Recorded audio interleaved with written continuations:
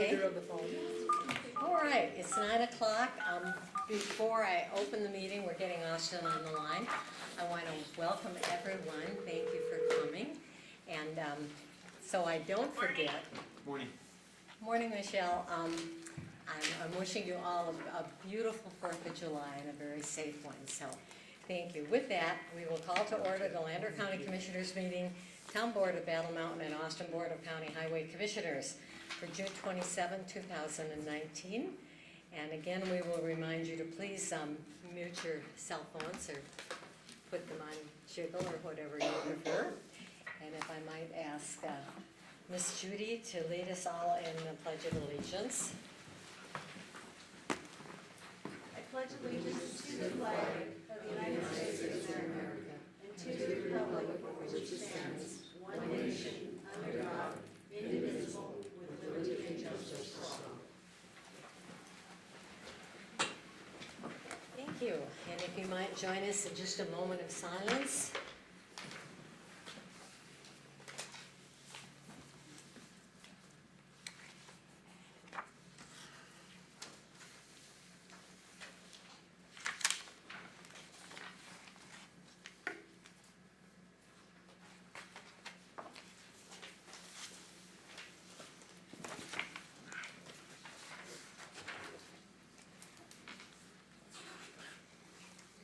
Thank you.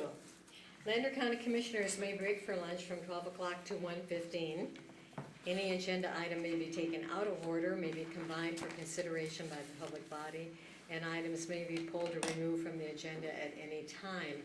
I am going to correct that for today. We do have a very, very long agenda depending how we're running and how close we are.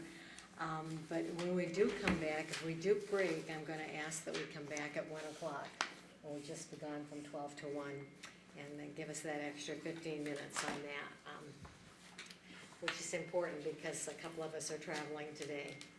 We're now looking at Commissioners' reports on meetings, conferences, and seminars attended. Miss Judy, if you will start us off, do you have anything to report for us? Actually, I'm just going to touch base on it a little bit, but I'll let you continue. Monday evening, by telephone, I attended a community meeting in Austin regarding their water and sewer District 2. And as it was by the phone, you know, I pretty much heard most of it, but I think I'll let Patsy kind of expand on that. She was there. Yeah. Most of my boards are in recess until September, but the Convention and Tourism, they're just basic budget items, nothing to really report on. Thank you. Brad? Nothing? Okay. Yeah, I went to Nevada Works meeting, and I don't usually attend these because there's not something to bring back, but I attended this one since we're having layoffs with mines because Nevada Works is the agency that helps you get retrained if you want. But I don't know how long these layoffs are gonna go with gold above $1,400 an ounce, so. And finding gold down at the southern end of the county, we'll see. Thank you. I do have a couple things to share. On the 13th, I did attend the Kingston Town Board meeting. Just to remind you all, their big fundraiser, the fun one, the Firefighters Picnic, is August 3rd. To put that on your calendar, that's for a Saturday. On the 14th of June, I attended a webinar that was put on by BLM, and they actually got their planning regulations. They're embarking on writing brand new regulations, and they're seeking input from their local and state partners. So they do have a time frame on that. June and July will be all the input from their partners, and then they'll do a draft proposal, should be out in August. September will be the public comment time, and then they're hoping for the final rule for February 2020. So that's the beginning of it, of what they're trying to do and get things online. At least we're at the table, and that's a good sign. On the 18th, I had a Justice and Public Safety meeting, teleconference. It's a national committee I sit on with NACO. biggest thing is, of course, we've got resolutions coming up that will be brought before NACO at their annual meeting. The national meeting is in Clark County next month.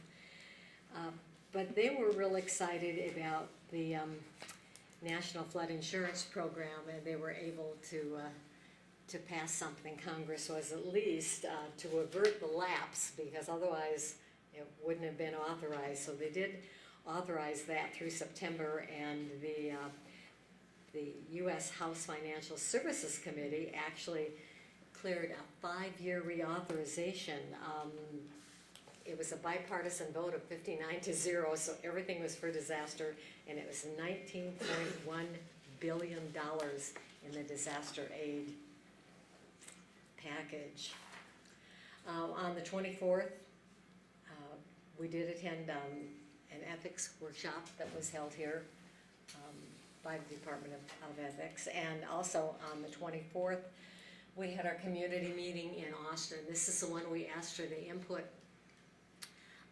regarding the future of the water board and the GID, and it wasn't as well attended as I had hoped, but I did have some phone calls and people stopped me on the street, and everyone was in favor of the county taking over for a couple different reasons. One was we had the actual amount of money it would cost if they had to go out and borrow the additional funds. It was an additional $48 and some change, $48 a month and some change for residential.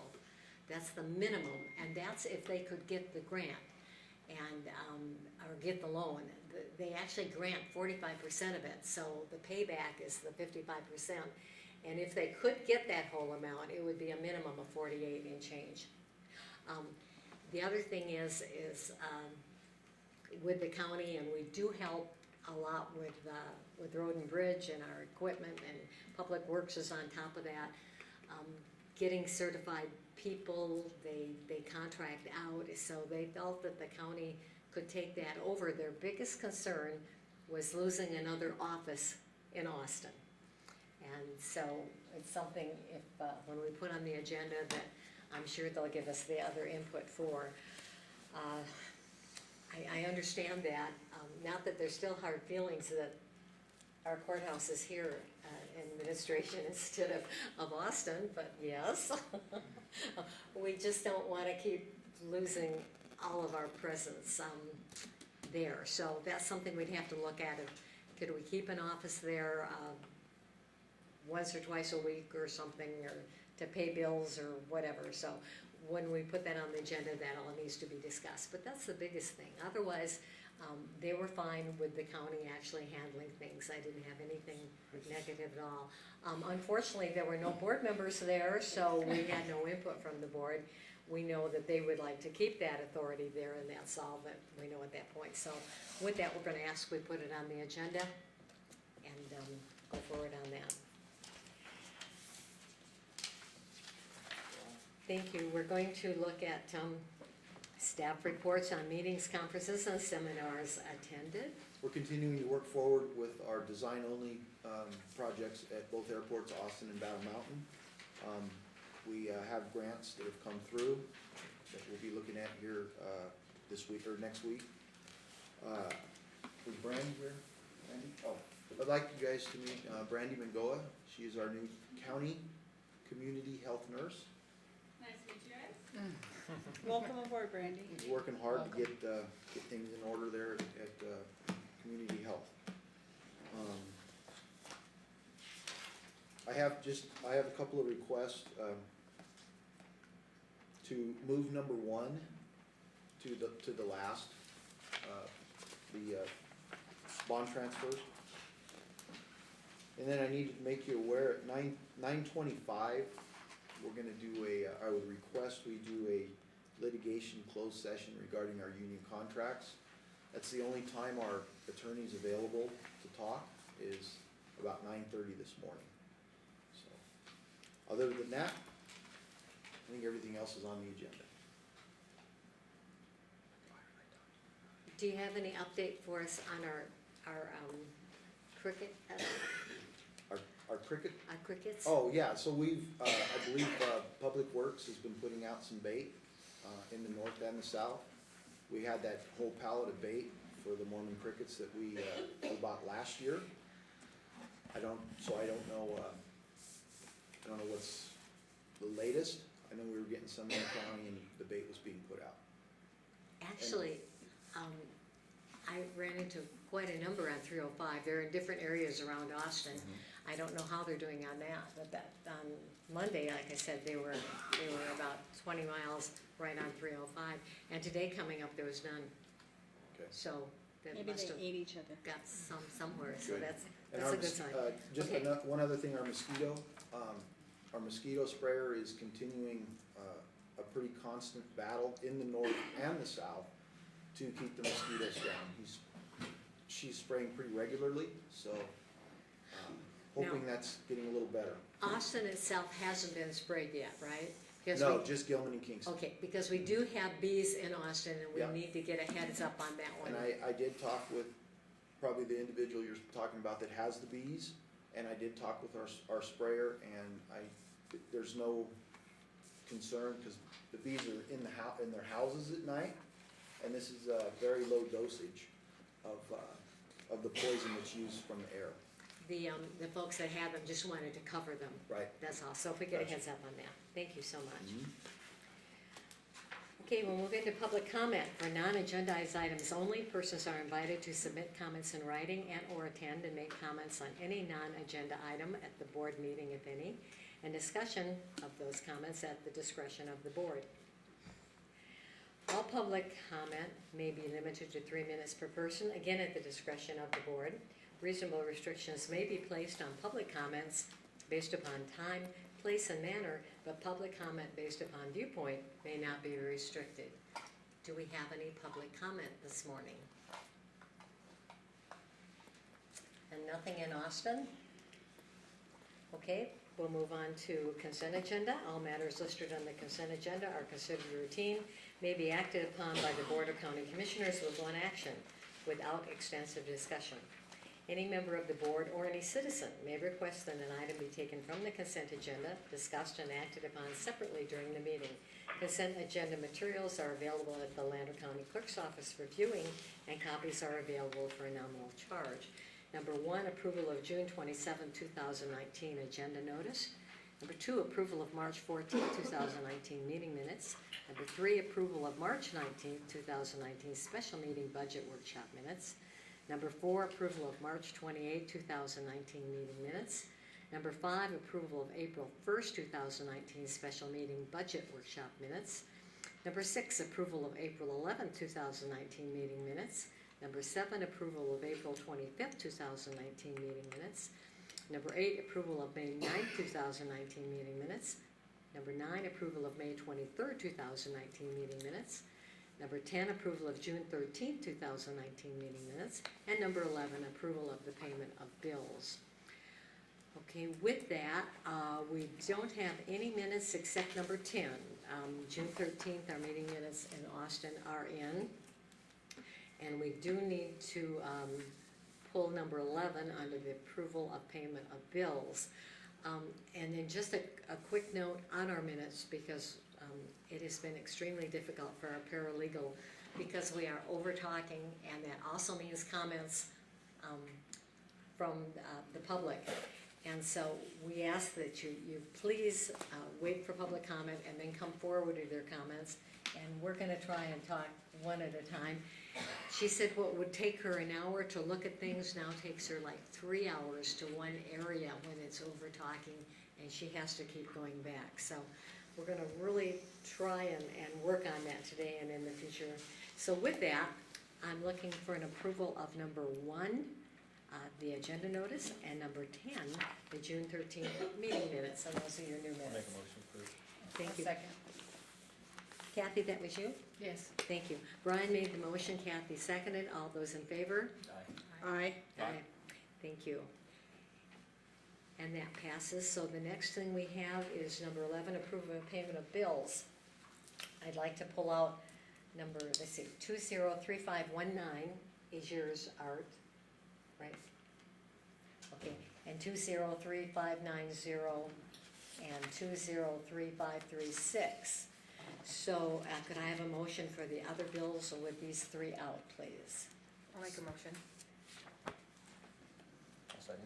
Thank you, Kathy made the motion, Brian seconded that. Any other discussion? Public comment?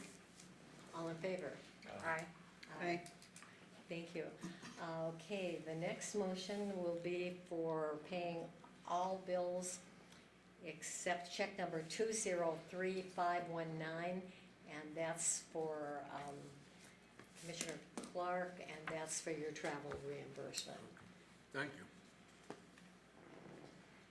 Need a motion for that? I'll make a motion. Thank you, Kathy. I'll second. And Brian seconded, thank you. All in favor? Aye. Aye. Aye. And Art as abstained, thank you, that one Yeah, I'll passes. stay.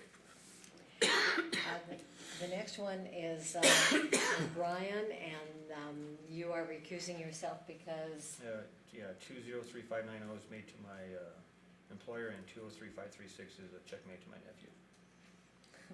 thank you. Okay, motion that we approve those two checks? I'll make the motion. Thank you. Second. I'll second.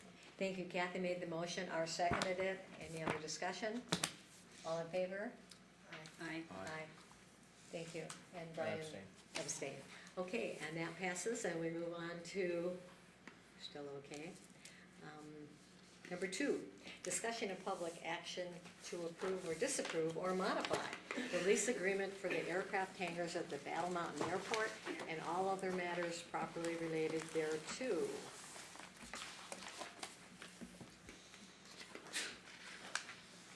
This was put on the agenda to look over the current contract to see if the commission is okay with it, or to increase it or decrease it. We had an individual that wanted to rent a hangar, and just had some issues with the $200, or not the $200, but the $50 utility fee that I put onto it. So the cost of the hangars are $250 per month, including the utilities. So What was our cost in building that? it was right at $780,000 to build the 3 hangars. I can get exact numbers for you if you like. $250 seems awfully cheap to rent a hangar. So I did some research.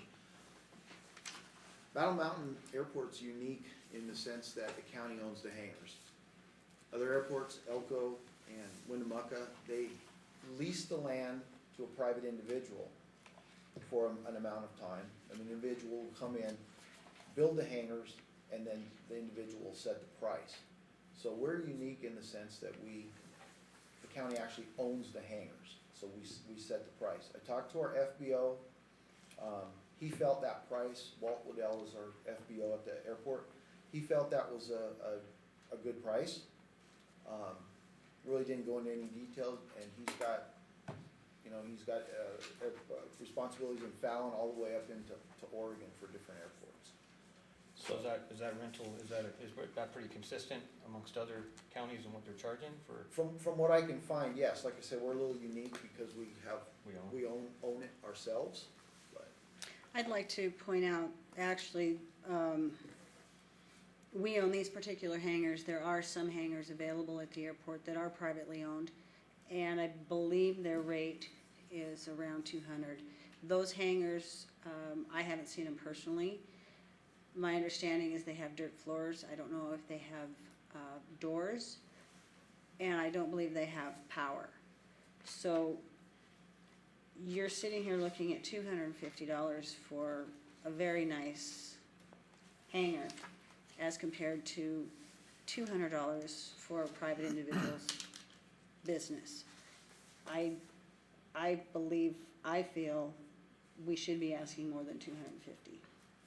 And then I have a question going back, because you mentioned that most of the time the counties don't own them. Right.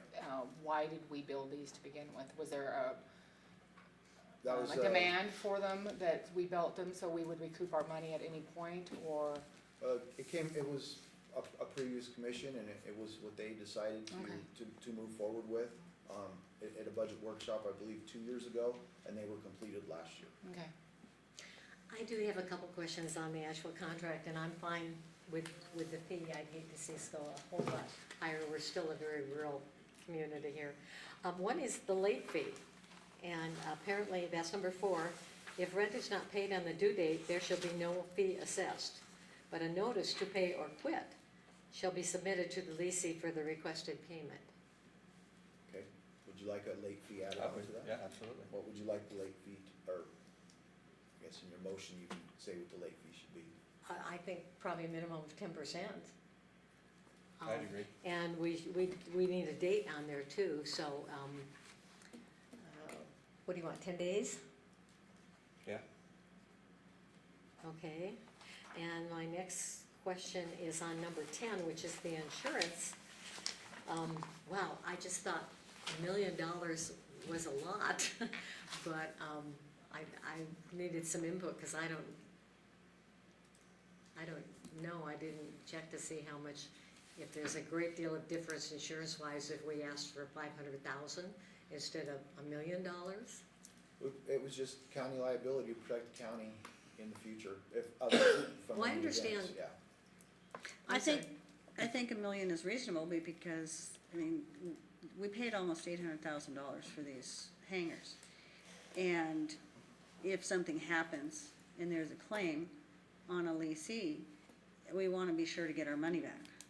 Bingo. And be able to rebuild new ones that the cost is only going up more each year. I agree. If we paid 800,000 and a rental is insured at 500,000, some catastrophic issue starts down here and it burns them all, then we're out $780,000, well, $380,000 on insurance. If Well- we just cap it at 500,000. So that would Number- cover the cost of the whole facility should something explode or not. I understand that, however, we're talking each renter to do that. But we also have our own insurance, so it wouldn't be out the money if something happened. That's correct. What we're saying is if it was someone's fault. But if it's someone's fault and we have all 4 units rented, is their loss is gonna cover the county, not to mention the other renters. They may have their own personal, well, hopefully have their own personal insurance on their airplanes. But, you know, if one unit through something burns the entire thing down, that $1 million isn't gonna cover everything. I'm more concerned with if somebody gets hurt. A renter has a guest there and somebody gets injured or killed. That's what I'm concerned with. That's why the $1 million is a good amount. Okay, if you're all happy with that, that's fine.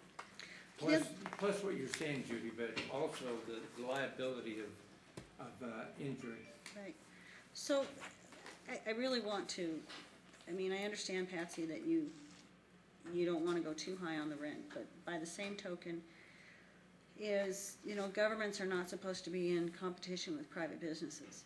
And I realize that the rental amounts are different, but that is, the extra funds are to cover the utilities. So in essence, we really are in competition with private entity on our rates. I agree, I think it's for the quality of the hangar, I think it's too cheap. And exactly what she's saying, if I was a private hangar owner and the county came and built this $800,000 facility with taxpayers' dollars and set up and renting it for $250, I'd be pissed. You know, so it's just, I don't think it's, I think it's too cheap. Okay, well, before you make your motion, I just have one other question, and it's a number 15. And it's just the terminology, actually, I'm not reading this properly. If for any reason other than for county convenience, the airport is closed by county, the lease shall be terminated and the leasee, is there more to follow? And the leasee, what? Evacuated?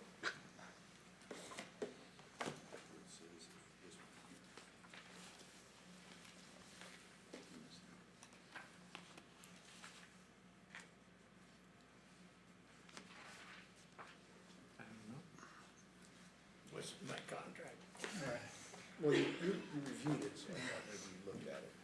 Okay, so I'll I have, don't know what the intent was, is what I'm saying. And I'll have to look into that because. We just need to clarify that sentence somewhere, that's all. We need to find out what the intent Okay. of that statement is, and like I said, it wasn't my contract, so I don't know off the top of my No, head no, that's okay. what the intent was. No, that's okay. The question is, That's all. indeed, we're missing some other words behind it. The leasing will be notified, whatever you look at. But when we make our motion, we'd like you to finish up number 15. So then I have a question. If we have someone who flies in and one that's there for one night, are we going to have, do we have to go to a separate pay scale for them to rent the hangar for one night? That was a question I was gonna ask, Okay. because there's nothing in here about a single night or multiple nights. Can we combine them? Put that in this as well, so we don't have to go have two separate, or not? Can we do that, can we combine them? Make it long-term and, Well, you could have both of them in one contract, or you could have a small one and a longer one, either way. and what would you be looking at for a nightly rental on that? Did you ask? 1/30th of the cost. I'm sorry. 1/30th of the cost. Well- 1/30th of a month. And I guess 30 days in a month, in a legal month, Right. right? So, but how does that work as far as liability? You know, naming the county as liability on the $1 million liability responsibilities. Most of the time, when people travel, they just hook up outside. You know, they really don't ask for a hangar inside. If they want a hangar for some particular reason, then they're gonna have to do a waiver of liability and have insurance. It's that simple. Otherwise, we'd be, My initial thought Maybe. was, If my they're- initial thought was we would look at $30 a night. That seems to be what other airports have looked at, is $30 to $35 per night. So another question I have is our FPO out there all the time? Is there someone that is in the office all the time out there to be able to collect these fees for an Yes. overnight? Okay, He has staff out there, he's not there himself. right, but his staff. He does have staff at the airport during regular business hours, and he does have someone on call. So with waiver also, the $30 plus a All right. waiver of liability. I'm gonna make a motion that we approve the contract with the said changes being, the monthly installments of $400 a month to include, that includes the utilities. Under late fee, a late fee will be assessed at 10% of the monthly payment, within 10 days.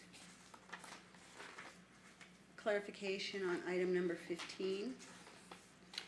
And also continual verbiage being added for a nightly rental of $30 with also a waiver of liability. I'll second. Thank you. Judy made the motion, Brian seconded, and I will now open it up for public comment.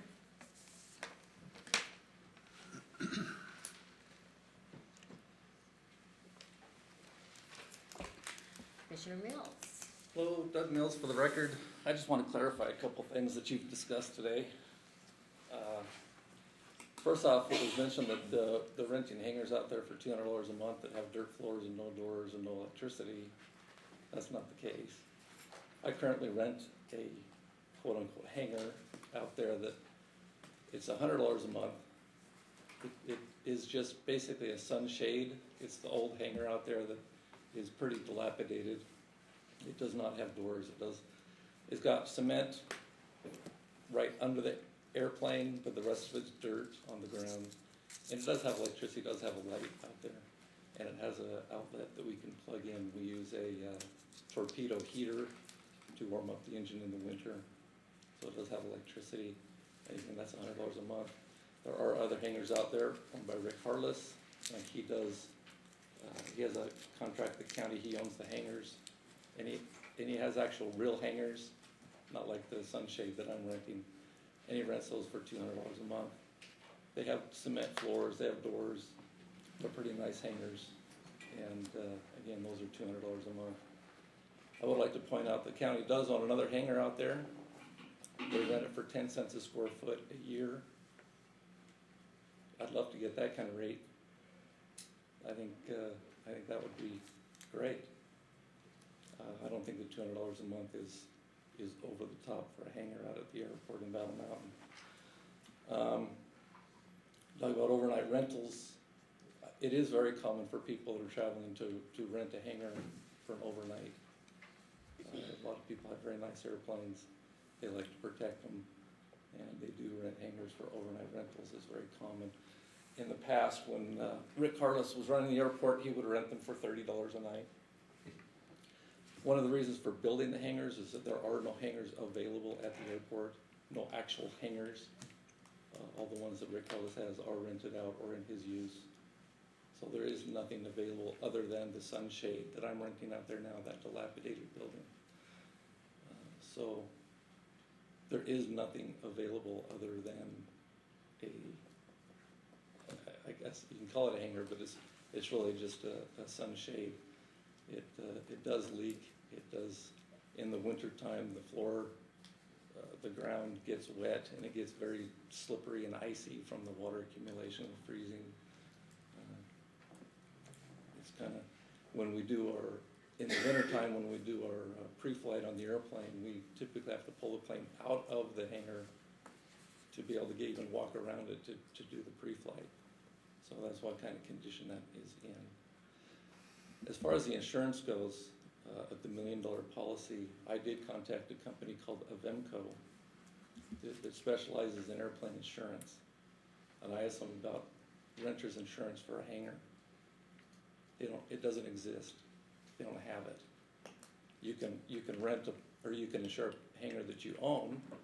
You can insure a rental airplane. You can insure your airplane that you own, but to insure a hangar, they do not have such a policy. Tyler Peterson's my partner with the airplane. He was going to check into some other companies and see if he could find something for this $1 million policy. And I haven't heard from him to know whether he found anything or not. But from what I've been able to find, it doesn't exist. Well, Doug, it's for the liability, it's not to insure the hangar. Well, that's where the question comes in, and what I've been finding with airplane insurance is, we do carry insurance on our airplane. I don't know what the numbers on it are. Tyler takes care of that for us. Tyler does all the paperwork on the airplane and the mechanics side of things, and I take care of the financial side. So the insurance is the side that he takes care of, so I'm not real familiar with all the insurance part of it. But in my reading up on insurance in the last couple of weeks, insurance on an airplane is for when it's actually being used and flying in the air. It does not cover it when it's on the ground, and not being used when it's in storage. So there's a lot of, I don't know, the way the airplane insurance industry works is rather unique. So I'm not claiming to be an expert on all that stuff. I know everything about how that works, but it's, from what I found, actually to carry a liability policy on the plane when it's on the ground is not the way it's done.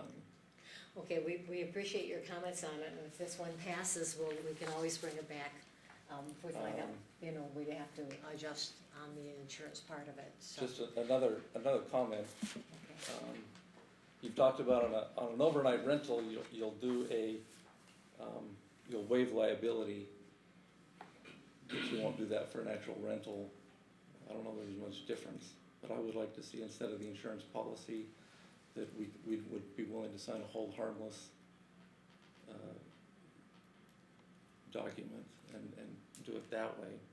And how does that pay for the unit if it burns down? As Patsy mentioned earlier, the county already has coverage.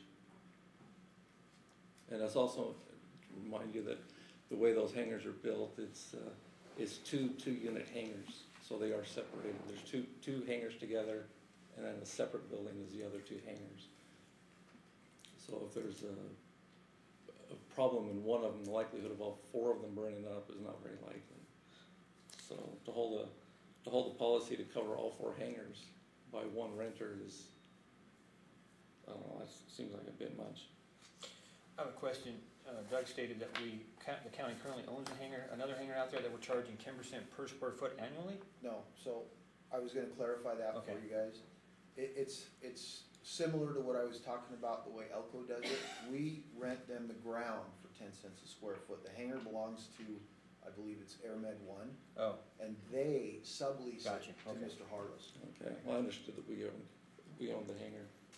We, at the end of the lease, which I believe is this year, we have the first right to actually take it, or they can take the hangar down and leave, and the land is back to the county. Okay.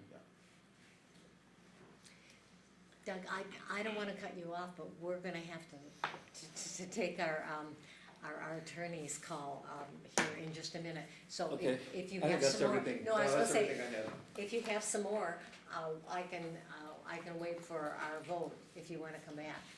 Okay. You do? Oh, no, I think I've said everything I need to say. Oh, okay, cause I didn't wanna cut you off, we can wait for you and come back. Any other public comment? Okay, I'll call for the vote.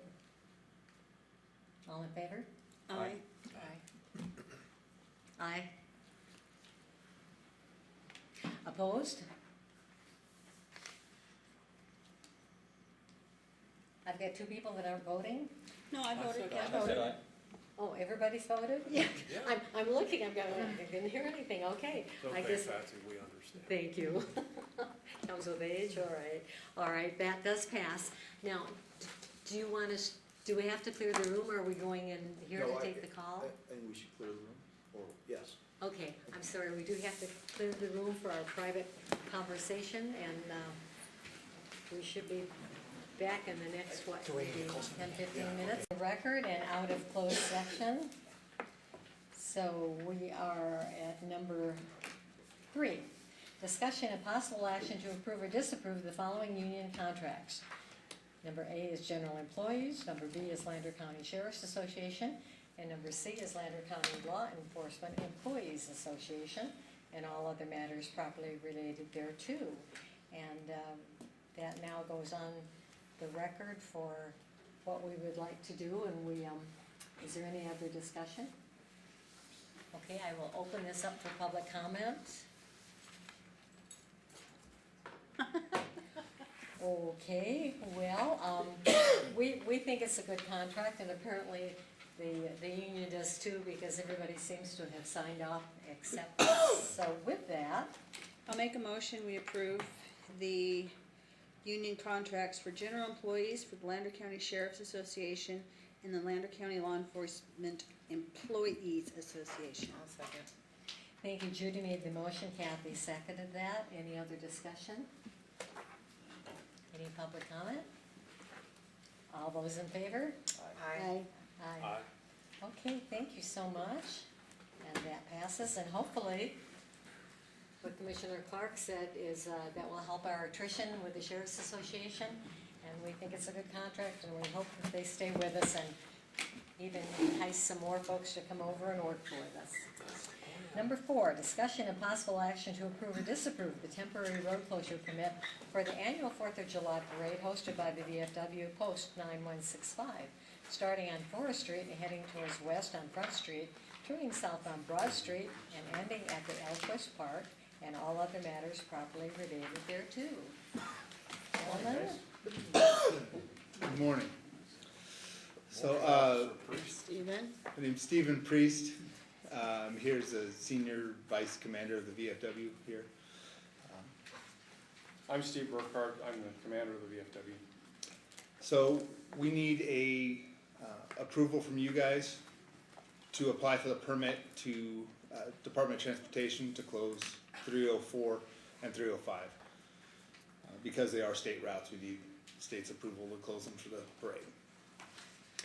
I'll make a motion to approve the temporary road closure for the annual 4th of July parade hosted by the VFW Post 9165 as stated in the agenda. I'll second. Thank you. Judy made the motion, Brian Could seconded you amend that. that, Judy, to permit and add permit in there, because we don't have the authority to close the roads, but only to approve or disapprove the permit that they get from the state Department of Transportation. Okay, so will add that we approve the request for the permit to NDOT And authorize, and authorize the county manager to sign. or chair. Or chair, Thank you. somebody. Okay, you like that amendment? Is that a good motion? I'll second. Okay, any other discussion? Public comment? All in favor? Aye. Aye. Thank you, gentlemen, and thank you for what you do, and thank you for your service. It may not be a good motion, it may be ugly, but You did the job. it kind, yeah. Number 5, discussion and possible action regarding appointment to Lander County Livestock Events Center Advisory Board, which currently has 5 openings, and to set the terms and the length of the appointment. And we have 3 on our list. A is Deborah Piazza, B, Adam McKinney, and C, Clayton Slater.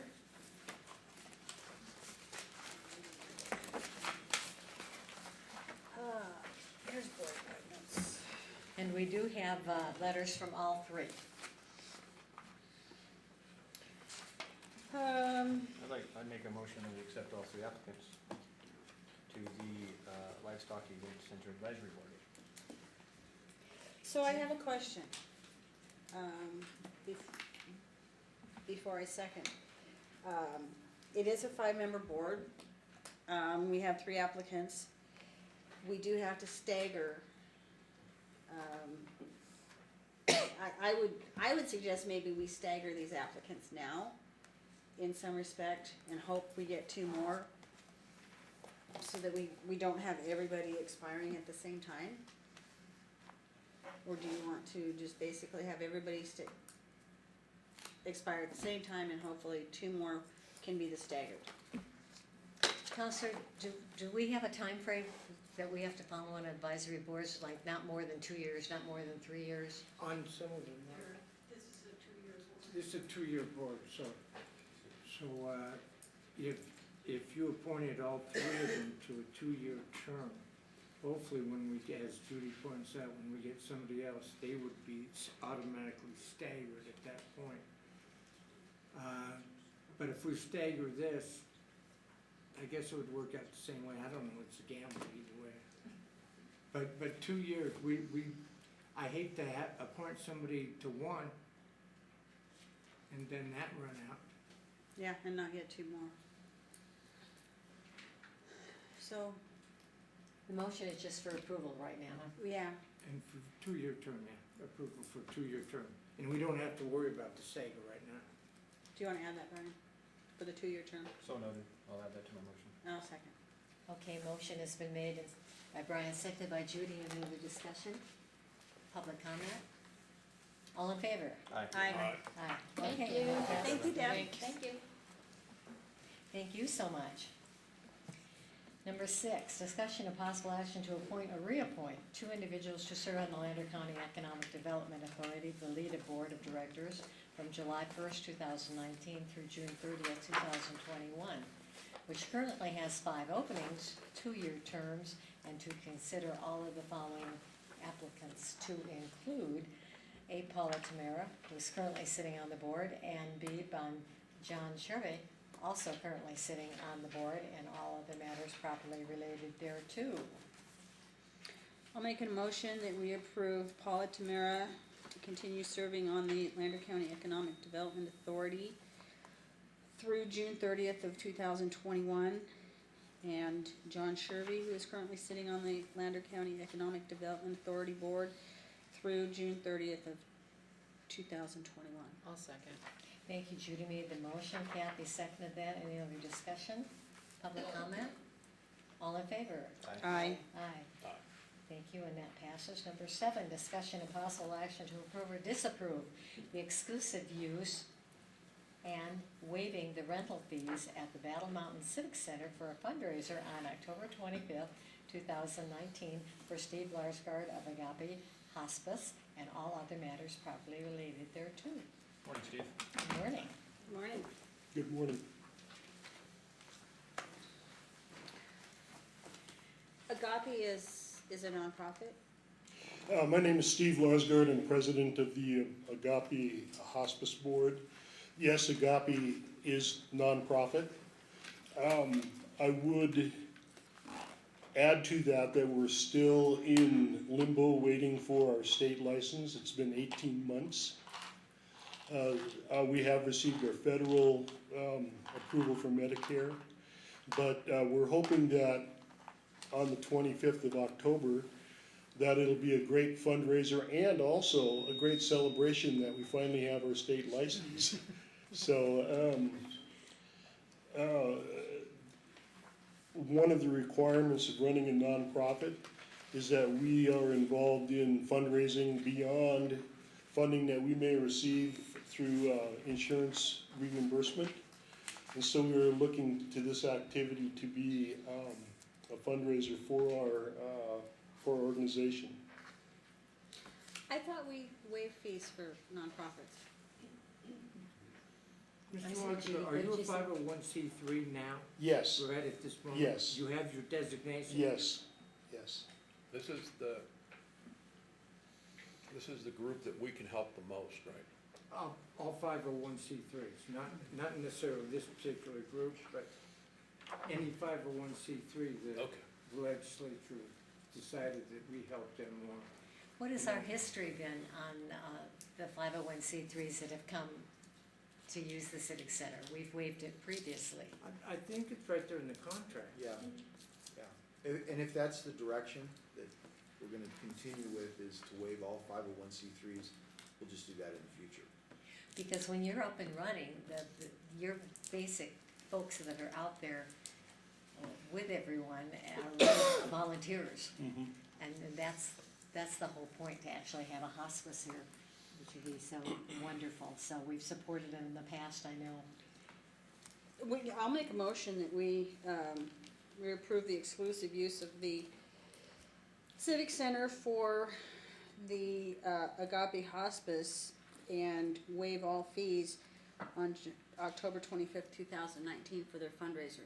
I'll second. Thank you. Judy made the motion, Brian seconded. Any other discussion? Public comment? All in favor? Aye.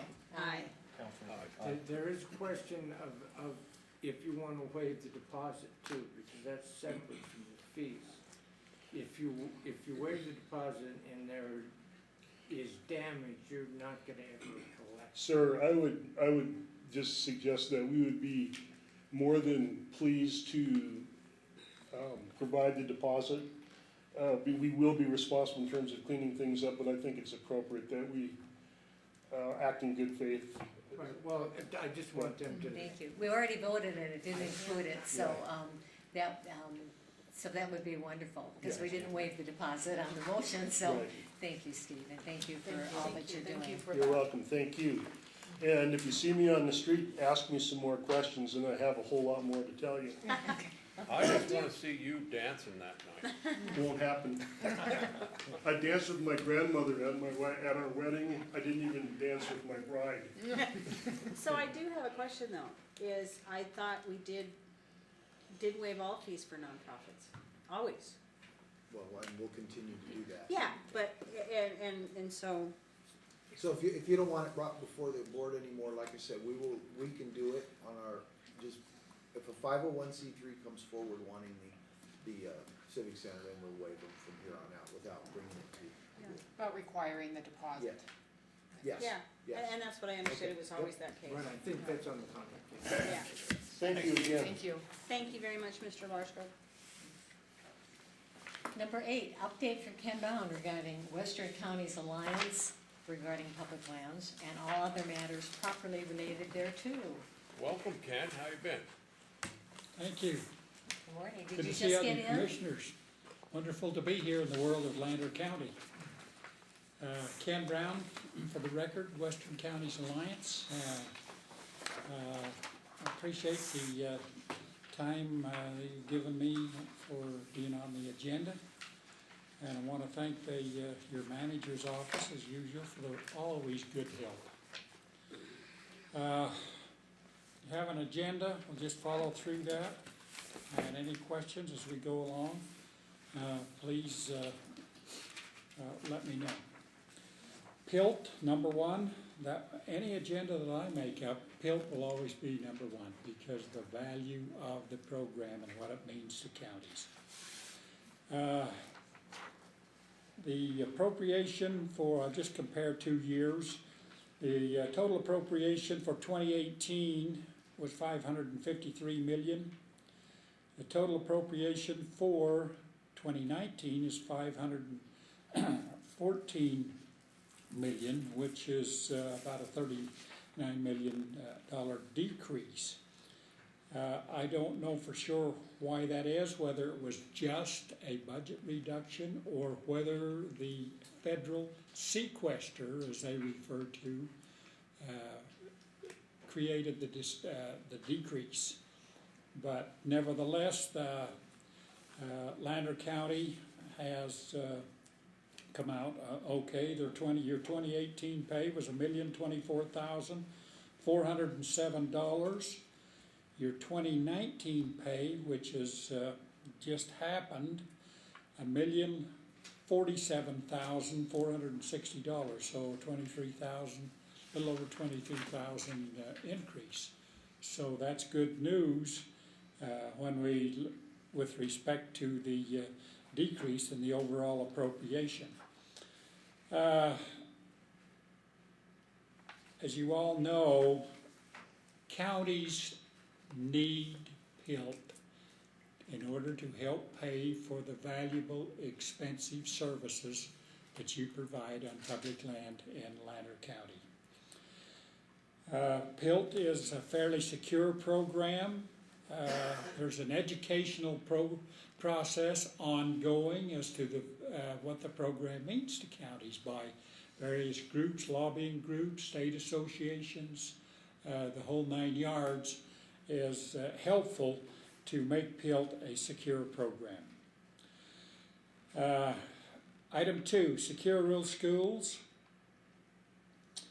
Not a very secure program, and I'll mention some reasons a little later. The 2019 appropriation, total appropriation, $231,464,875. The 2018 total appropriation is $267,683,050. And the reason for that follows the SRS formula. When there's a reauthorization of that program, the following year will be a decrease. And that's the way when the SRS formula was changed, and that's how the feds set it up. Lander County's pay in 2018, $110,397. 2019 pay, $93,387, or approximately $17,000 less. That's disappointing, but that's how the program works. As I mentioned, the program is not very secure. A lot of the federal offices, congressional offices, indicate public education belongs to states coupled with counties. Well, my answer to them is, years ago, there was sufficient natural resource production on forest land for the revenue to be here. Well, as you know, timber harvest, mining, oil and gas, a lot of that's been curtailed. Therefore, there isn't sufficient revenue because the 1908 contract with SRS between states and feds, that 50% of the revenue went to states, and then the states shared 25% of that revenue with counties. Well, the revenue's not there, so he says, if you're not going to allow good production of natural resources in the forest land, then you've got to come up with some revenue to fill the gap. So anyway, we have that discussion every time I talk to many of those as staffers. And another reason why SRS is not too secure is because there's 9 states in America that don't participate with the SRS program because there are no acres of forest land in their states. And I'll read those names of those 9 states. Connecticut, Delaware, Hawaii, Iowa, Kansas, Maryland, Massachusetts, New Jersey, and Rhode Island. Well, when you get to the east, predominantly private land. Very little. Just take Ohio, for example. Only 4% public land, so they're not too interested in the program either. And so we don't get a lot of help or a lot of support to reauthorize that program. I'm right now working with others on another reauthorization. Last time it was reauthorized for 2018 and 2019, I recommended 5 years, and others did the same. Well, I'm doing the same thing again, recommending that there be a 5-year reauthorization program for SRS. Whether that happens, who knows, but we hope we don't get into another 2017 when there was no reauthorization. So we'll see how things shake out, but we will stay abreast of that issue. Number 3, geothermal. We don't have new numbers and won't have for 2019 until November. 2017 pay $303,731. 2018 pay for Lander County $283,264. So that's a little over $20,000 less. So you commissioners would understand why the decrease. There's either work over, maintenance, or a location shut down, or whatever the situation, I don't know. But there had to be some reason. It was the abatement. What was that? They got an abatement, Okay. and that was retroactive, so. Anyway, geothermals continues to be a good, clean source of energy, and the state for 2018 overall increased by $66,190. So some of the counties, I think Churchill County had a good increase, and some other counties as well. But we'll continue to monitor that program. Item 4, RS 2477 roads. Just asked a question, commissioners, where are you at with your project? Okay. We're moving along. We've got the photographs done. We need to start getting out and actually taking pictures to document each and every road. We're waiting for some information, I believe it's from Nye County. I think Nye County is the one that kind of led the charge here in Nevada. Yes. So they're supposed to be sending us some of their information that would actually overlap with some of ours. So we are moving forward with it currently. That's good. Yep. Ken, are drones a viable means of Documenting your 2477 roads. Maintenance? No, drones. Drones documentation. Oh, yeah, Documenting the whole process with drones. yes. Has anybody been doing that? Well, I don't think I can answer that, Okay. yeah. It just seems that that would be the way to, the least expensive way to document your roads. Yeah, document, or an inventory process. Right. That's what you're talking about. Okay, Right. yeah, I didn't quite understand, but yes, the inventory outline is absolutely necessary. Right. We've You already can't do much completed. without saying, okay, these roads belong to Lander County. We've already completed that, have we not? We haven't completed everything. Haven't completed all the We inventory. still need to document each and every road. I understand that, but I I thought we With picture and completed that. GPS. I thought we did like a complete inventory Yeah, of but we RF still two have- back in 2010, 2011. Right, but we have to actually go back out and GPS them and mark each road, or document each road. They were not GPSed in the past. That's why I thought the drones with the GPS ability would be a really good way to document roads. You even have to have beginning and endings on your documentation, your inventory. Right, and then I believe we have to do resolutions for each individual road. And I think we have about 2,200 roads off the top of my head. And Brian, the North Fork, Yeah. that's illegal Yes. to Yeah, have no. that. That's, I don't- Keith, that's a good point, to recognize each road in that manner. Yeah, you have to. And that gives you a more thorough process relating to all of the roads when you identify each one. Name it, number it, or both. Yes. So, I do wanna comment on, an issue regarding the RS 2477 roads. When Keith and I attended the, Western Region NACO conference in Spokane, we met a gentleman by the name of, Robert Widener.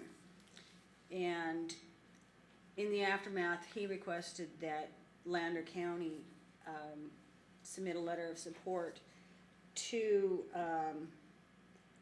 Congressman Horsford. And are you aware of what Congressman Horsford is trying to do?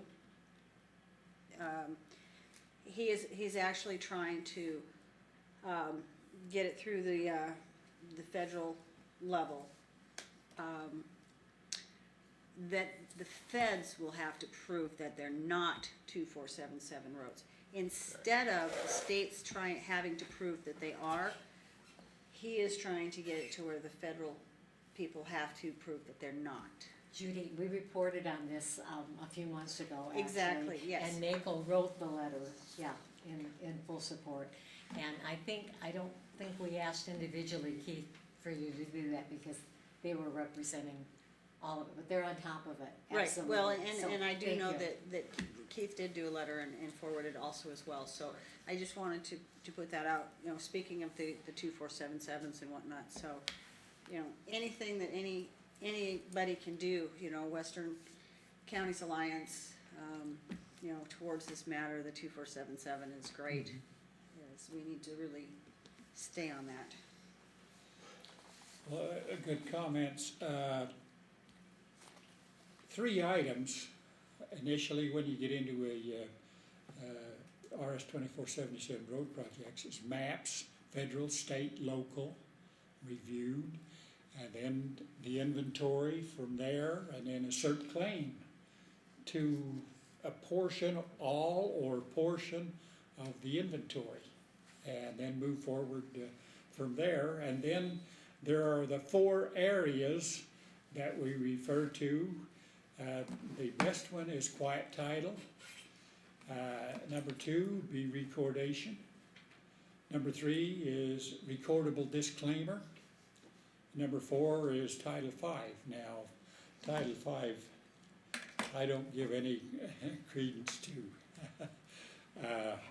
When I was a commissioner, why the BLM used to come in and say, well, we'd like to get into a Title 5 process, and then I says, you're wasting your time in this county on Title 5, because there's no permanency there. You're in the feds want to have a 50-50 process relating to roads in your county, and that isn't a good thing, because when you can submit your road package, say for a quiet title, then the judge will, if your package is for 20 roads or whatever the number is, then they will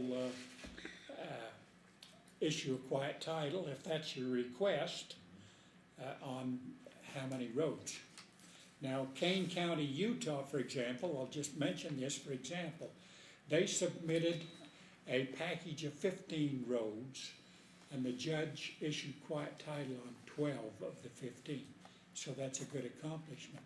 In fact, the judge went back to the county commissioners and said, it doesn't appear that all 15 qualify in his view. And so he gave them the latitude saying, well, which road here can you get along without a quiet title? So I thought that was a good process between the judge and the county commissioners. So anytime I can assist commissioners and Keith, I'll be happy to do that. I can help keep the I-80 road hot from Utah to Nevada. Item 5, sage grouse. Fortunately, that's in a holding pattern. We hope it remains that way. The Western Energy Alliance, headquartered in Denver, they have done a lot relating to the sage grouse issues. Back 2 or 3 years ago, they filed a lawsuit saying, yes, the numbers are there. The habitat areas are there. And so that's where that's at. And we continue to monitor with Western Energy, and WCA remains as a member. However, if we get a liberal administration, sage grouse is liable to resurface. I hope it doesn't. Nevertheless, there's some indication out there because there are those in society, sage grouse, would help to eliminate livestock grazing on public land. Number 6, boy, this area, I've worked on this, spent a lot of time, and you just don't seem to get any progress, and that's the Wildhurst Borough. I've never seen a program so difficult to work with because the excess numbers remain. There isn't really a lot of net gain in that regard, as you commissioners know here in Lander County. There's a vast amount of competition with livestock grazing. And of course, I get a comment, livestock grazing, you hardly pay anything per AUM. So my answer back is, how much does the Wildhorse Borough pay per AUM? So I don't get much of an answer from that. But I continue to attend board meetings for the program, give testimony, and get that copy of that testimony out to counties. And the other thing that happens, and you all know this, the resource damage of those excess numbers. I've indicated, yes, there's room on public land for the program, but it has to be managed like the rest of the area of public land. And so we have to address that in that manner, but I'll just continue to spend the time necessary. I coordinate with the program. You're getting about $90 million annual budget for that program. Wow, that's a big chunk of cash for that program. Okay, in other issues, the 1872 mining law, continue to monitor. There's no attempt to amend that I'm aware of at the moment, because as you know, there are those in society who would like mining to be deleted from public land. The Clean Water Act, another area of concern. There's an attempt in the previous administration for the state water jurisdiction to move from states coupled with counties to the feds. What a disaster that would be. Criminy, if you wanted to put in a watering trough to go to the company town to get approval, everything would choke to death before you could get it done. So anyway, we watch those closely. Now just one other item. I appreciate Lander County's membership in WCA, and I hope that there's interest to renew your membership for FY 2020 in the amount of $3,000.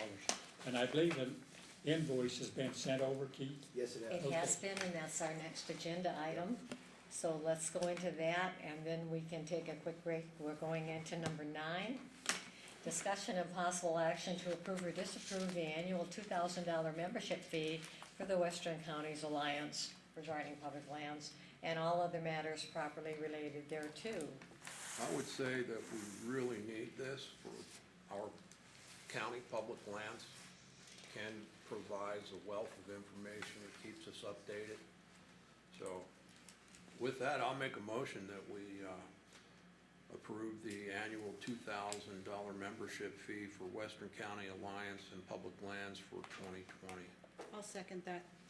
Thank you. Art made the motion for approval, and Judy seconded that. Any other discussion? Any public comment? All in favor? Aye. Aye. Aye.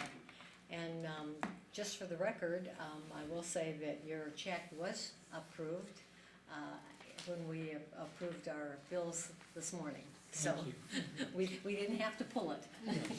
Appreciate with that, that, we're gonna take Commissioners. a quick- Again, nice to be here, and thanks for your time, and have a good day. Thank you, Cam. 10-minute break. Patsy, break, Michelle.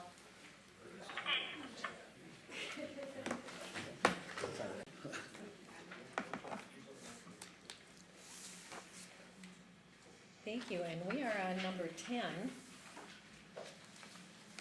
Discussion and possible action to approve or disapprove joining the American Lands Council for 1 year and to select which membership category with fees ranging from $1,000 to $25,000 and all other matters properly related thereto. And my question was, because I know we have belonged to it in the past, we also had another lands council that was out of Nevada that we belonged to with just the state.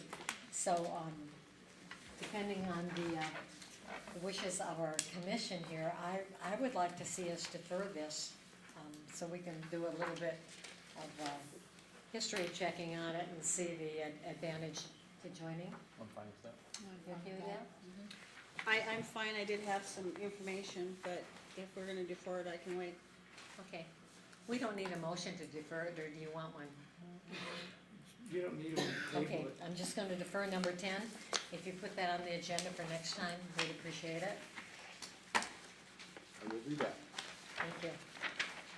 Number 11, discussion of possible action to approve or disapprove a parcel map application for J. Wintle, DBA Faded Sage Development LLC, changing parcel number 010-280-08 and 010-280-12 from 2 parcels to 4 parcels located on Faded Sage Drive in Battle Mountain, Zone A1, and all other matters properly related thereto. Good morning. Good morning, Commissioners. Taylor Bright, Planning Coordinator.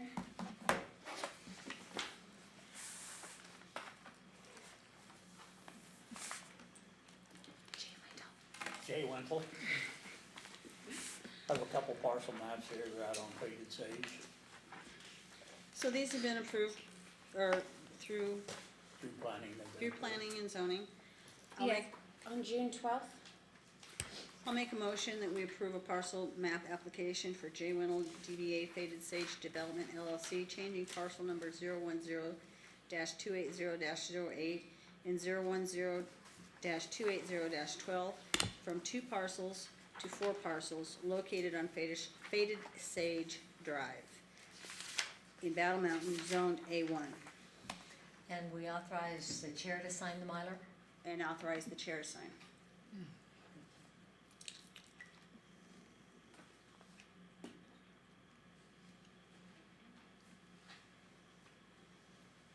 I'll second the motion. Thank you. Judy made the motion, Brian seconded that. Any other discussion? Any Well, pub- I won't, public- I won't support anything less than 10 acres for one septic. We had a meeting with Rex Massey before he departed, and he disclosed the fact that he had told the planning commission in the past that what they're doing has failed in Washoe County, and they wouldn't listen to him. So anything less than 10 acres is not securing the future for water, so I'm opposed to anything less than 10 acres. So I did some research on my own and contacted the state to find out where there was failures and received nothing back as far as any major failures in septic, to find out if this was a true issue of septic failures. I had requested under public records information and received no information back. And I have concerns in subdividing stuff too far down as well, but one of the other, on the flip side of it, the other concern is if you have 10-acre parcels and you have a failure and we have to run water to those, we'll never ever come close to recouping our water, the money back that it's gonna cost us to run water and sewer to those areas. So that is a concern as well.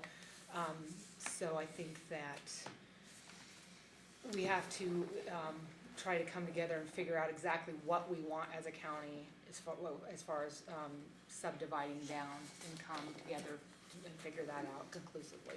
So on that note, you know, I do understand all that. I do actually agree. And, you know, personally myself, I think that there's a lot of subdividing going out in that direction.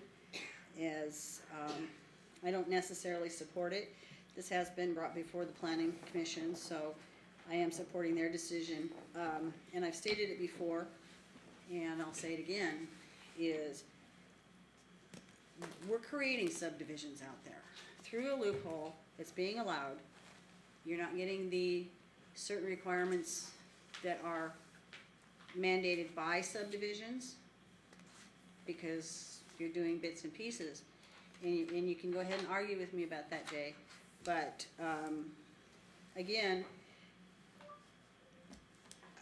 I don't see any immediate issues in the immediate future. And who's to say 10 years down the road how the development's gonna go there. But back again, you know, my motion was because I am supporting the Planning Commission. They are aware of the master plan and have made the recommendation. I don't necessarily like it, but, you know, they are the ones that do the research. Kyla does the research, and so I'm going with their recommendations. You know, and there's another issue of the number of septics because one person cannot gobble up all the septics in one area. It is not first come, first serve. You cannot deny somebody their zoning rights. And by rezoning and rezoning and rezoning, you're interfering with people's rights that they got when they bought the property. It's very possible to develop a half an acre the way it's going right now and have 99 septics in a half an acre, and the people that have the other half of the section, they can't even build on there. So it's the county's responsibility to protect property owners also. which I agree, and I agree with that, but I don't think we have anything, and correct me if I'm wrong, we don't have anything in place for regulations to do that at this point, right? Because I agree, I don't think that somebody should be able to come in and take up the rights, and people who own land back here have no idea that they can't use, all the septics have been taken up and they can't use them. But we don't have anything currently in place to prevent that, because some of the little bit of research that I did for the state, unfortunately, they allow the first come, first serve, which I don't agree with, but we don't have anything in place either to prevent it. Am I Yeah, we correct do. in saying that? Right here. Well, no, I know, but is that correct in saying that? What's or not? correct is, this is where it stopped right now, because you say, well, we're not gonna allow this amounts to spot zoning, or it's going to overdo the septic. You just say no to them, that's the only way we have, you're right, to stop it. On another note, and I've already said, I don't always agree with all these zone changes. But on the other hand, is I don't wanna get to, to a point with the government in our society that we have regulations, we have certain rules we follow, but on the other hand, we're telling a landowner, this is, you can't do this with your property. And, you know, when you start telling someone what you can't do with their property, that is, in a lot of sense, overstepping the ideas of our nation. But There's too much government. And that's true, however, it also, what happens to the landowner who has absolutely no idea that they, when they go to maybe to develop their land later down the road and they can't do, it's absolutely useless, and then they can't sell it either, it's of no value, because if they want to sell it, they can't because it can't be developed. So, am I correct in saying that? You're correct. Okay. And if you wanna look at rights and how this country was founded, your rights end where another person's rights begin. We are the protecting agency right here, so.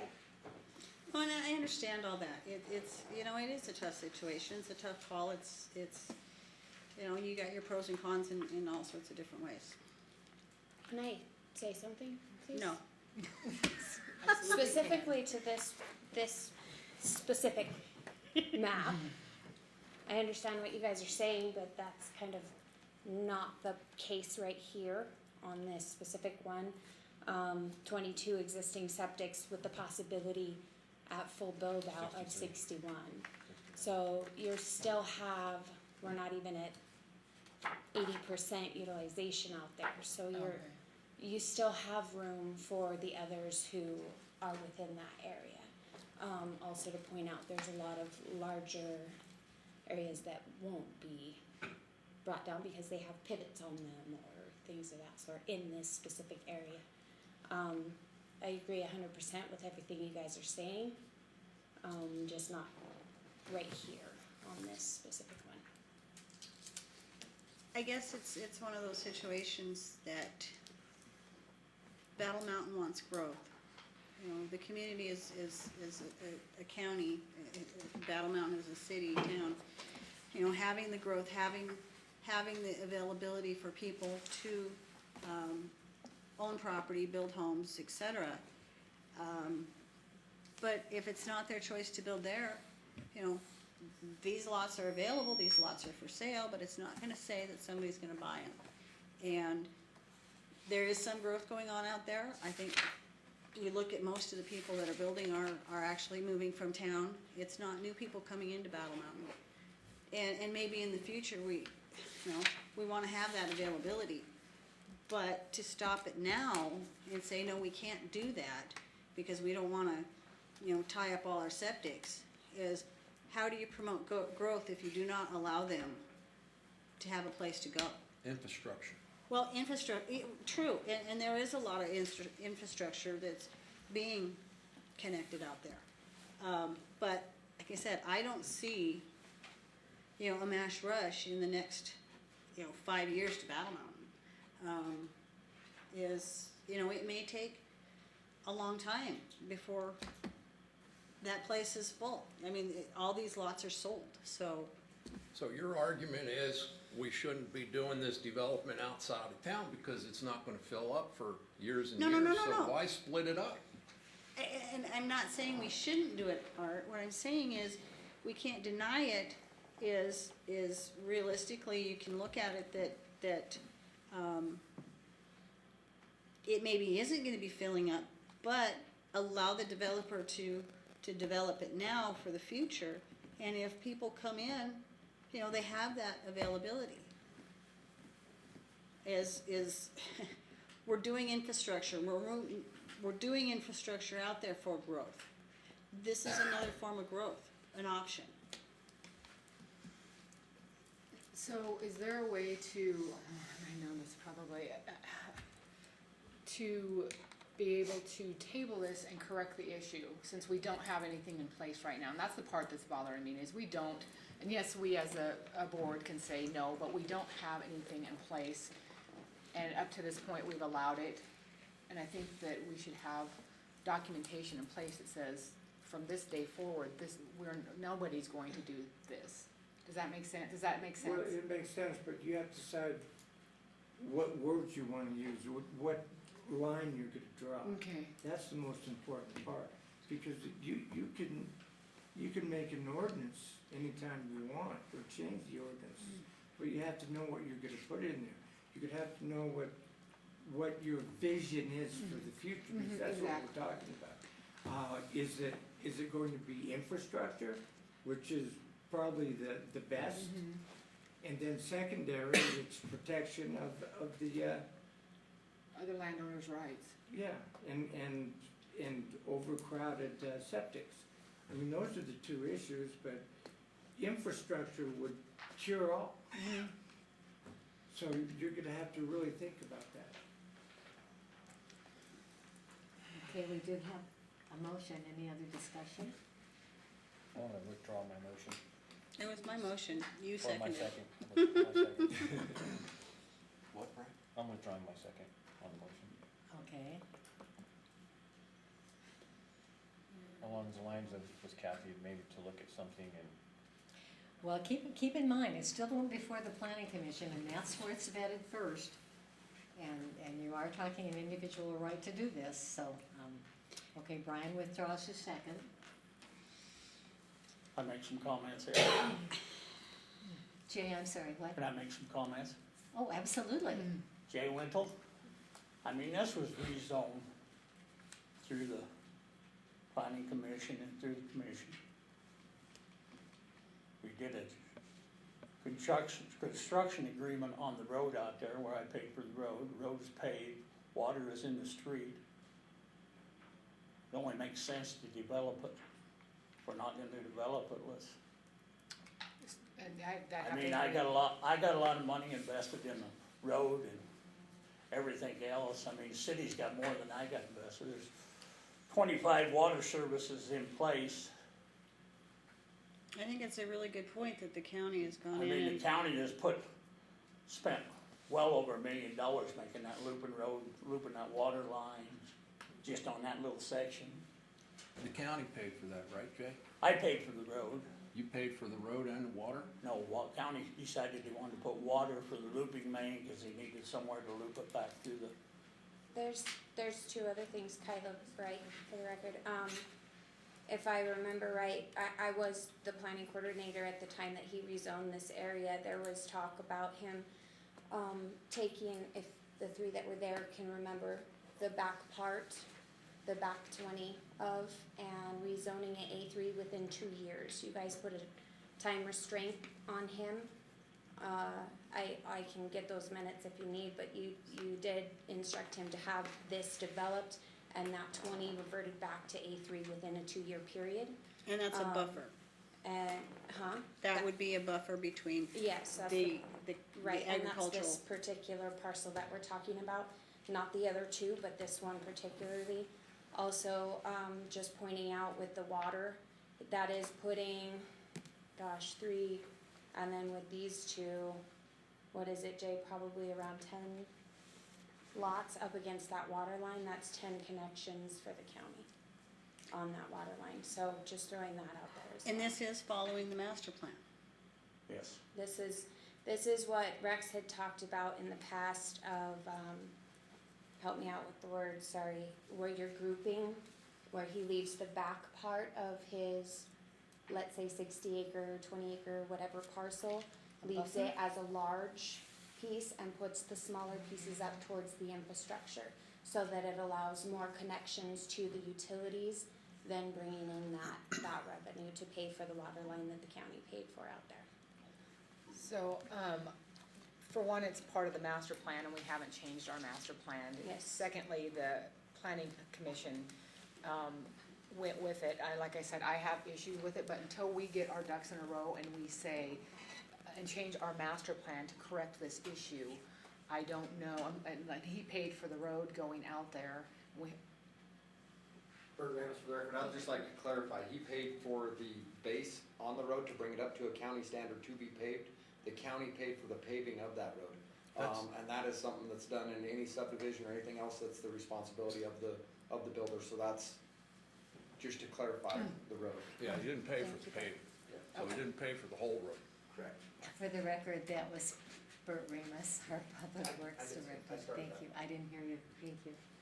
Well, So with that, I think we need to wait until we get somebody that's hired to work on that master plan, or, we come up with some way to resolve these issues of liability for the county. That's my big concern, because if there's an issue, the county's gonna be responsible and the county will have to pay, and we need to protect everybody's Does it rights. make a difference that on this particular one, that we're not gonna meet the density of 99, it's gonna be a total of 61 if they were all to go in?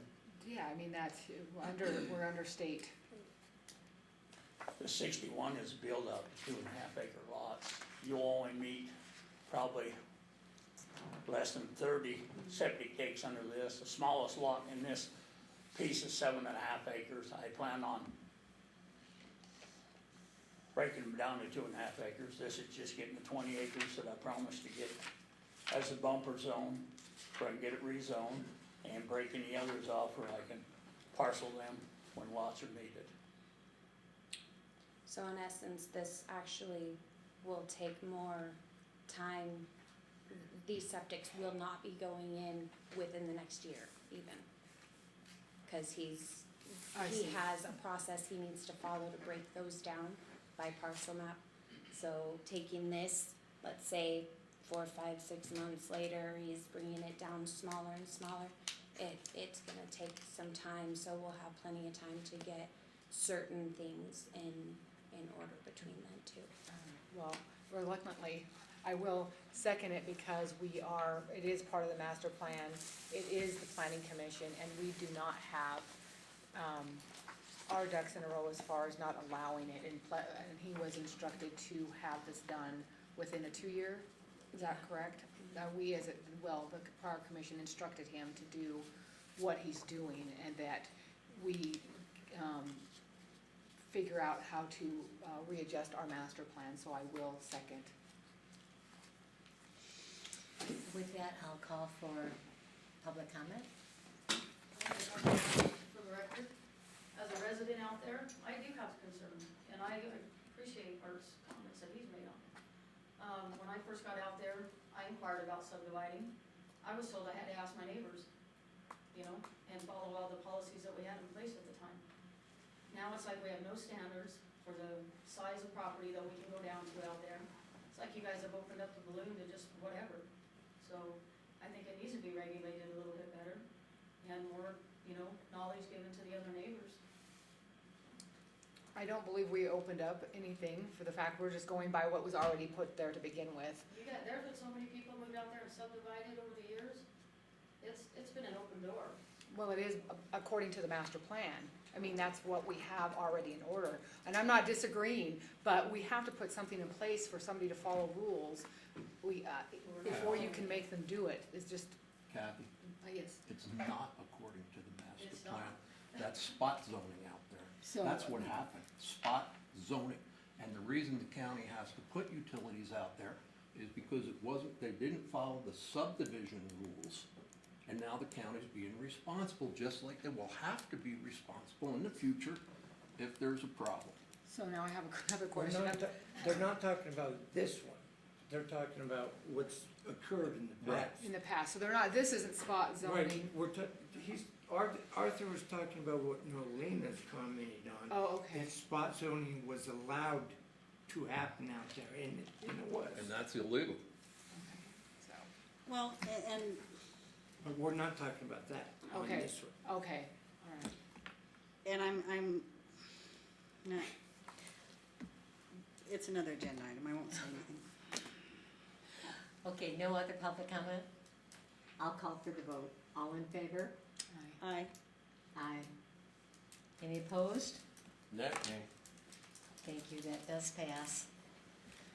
We move to number 12, discussion and possible action to approve or disapprove a parcel map application for J. Wintle DBA Faded Sage Development LLC, changing parcel number 010-280-13 from one parcel to 4 parcels located on Faded Sage Drive in Battle Mountain, Zone A1, and all other matters properly related thereto. This one is across the road and a little to the, I guess it would be east of this parcel here. Kyla, would you speak up? It's really hard for Austin to hear. Absolutely, this one's across the road of Faded Sage, a little bit to the east. same situation, except for there was not a time constraint put on this one or the next one.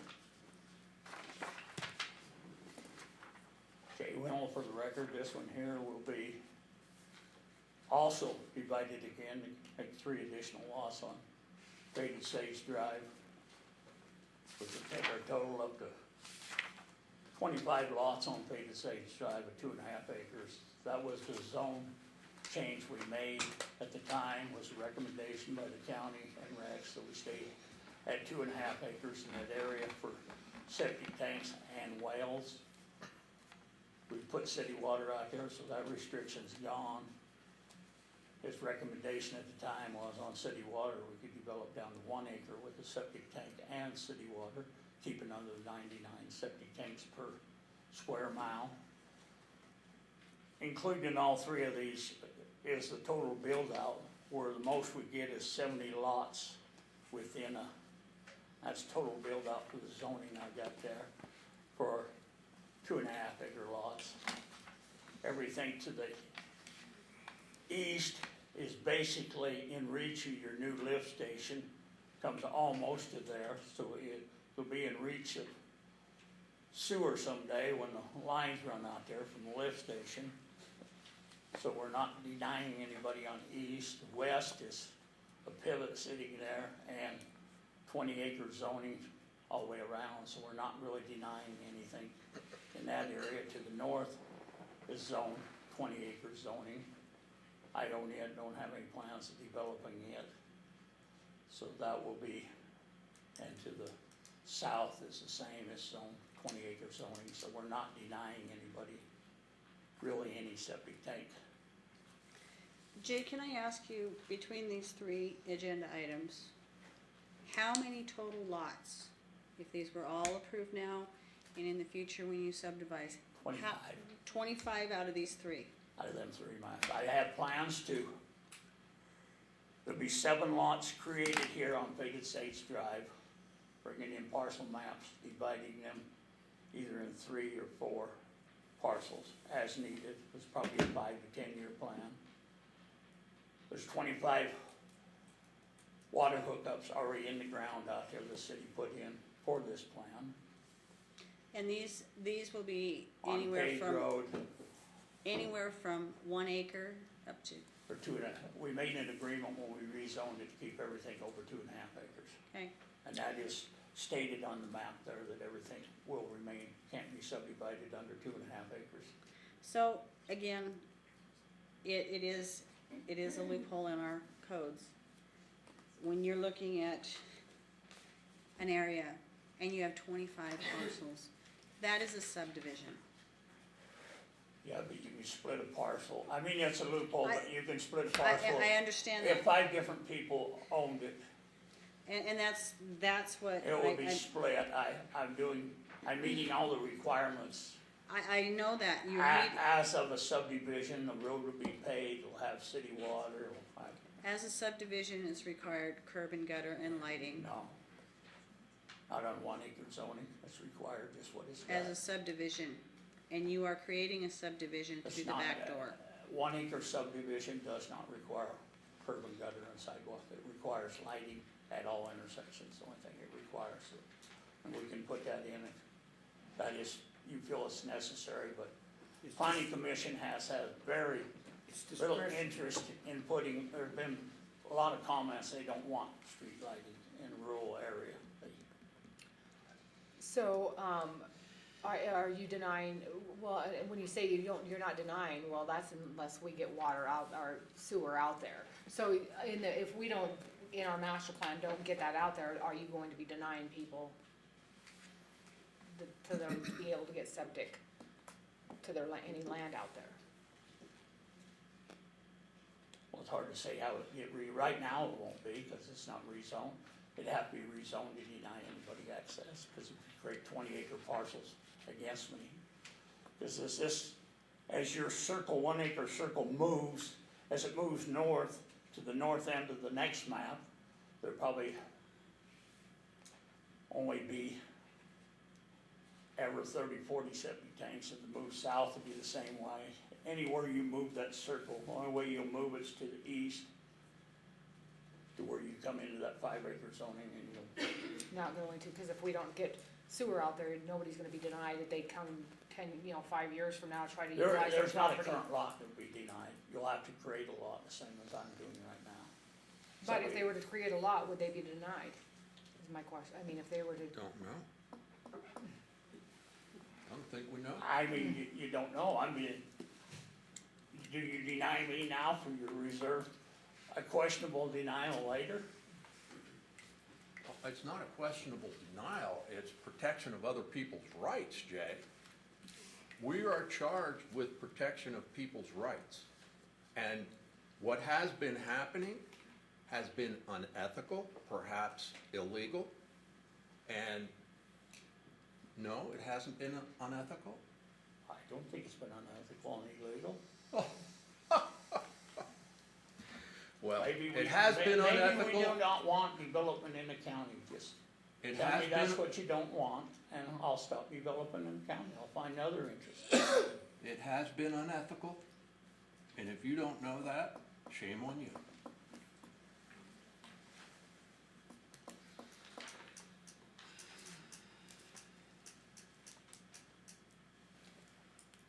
Again, I don't like it, but it's recommended by the planning commission. I'll approve a parcel map application for J. Winnell, DBA Faded Sage Development LLC, changing parcel number 010-28013 from one parcel.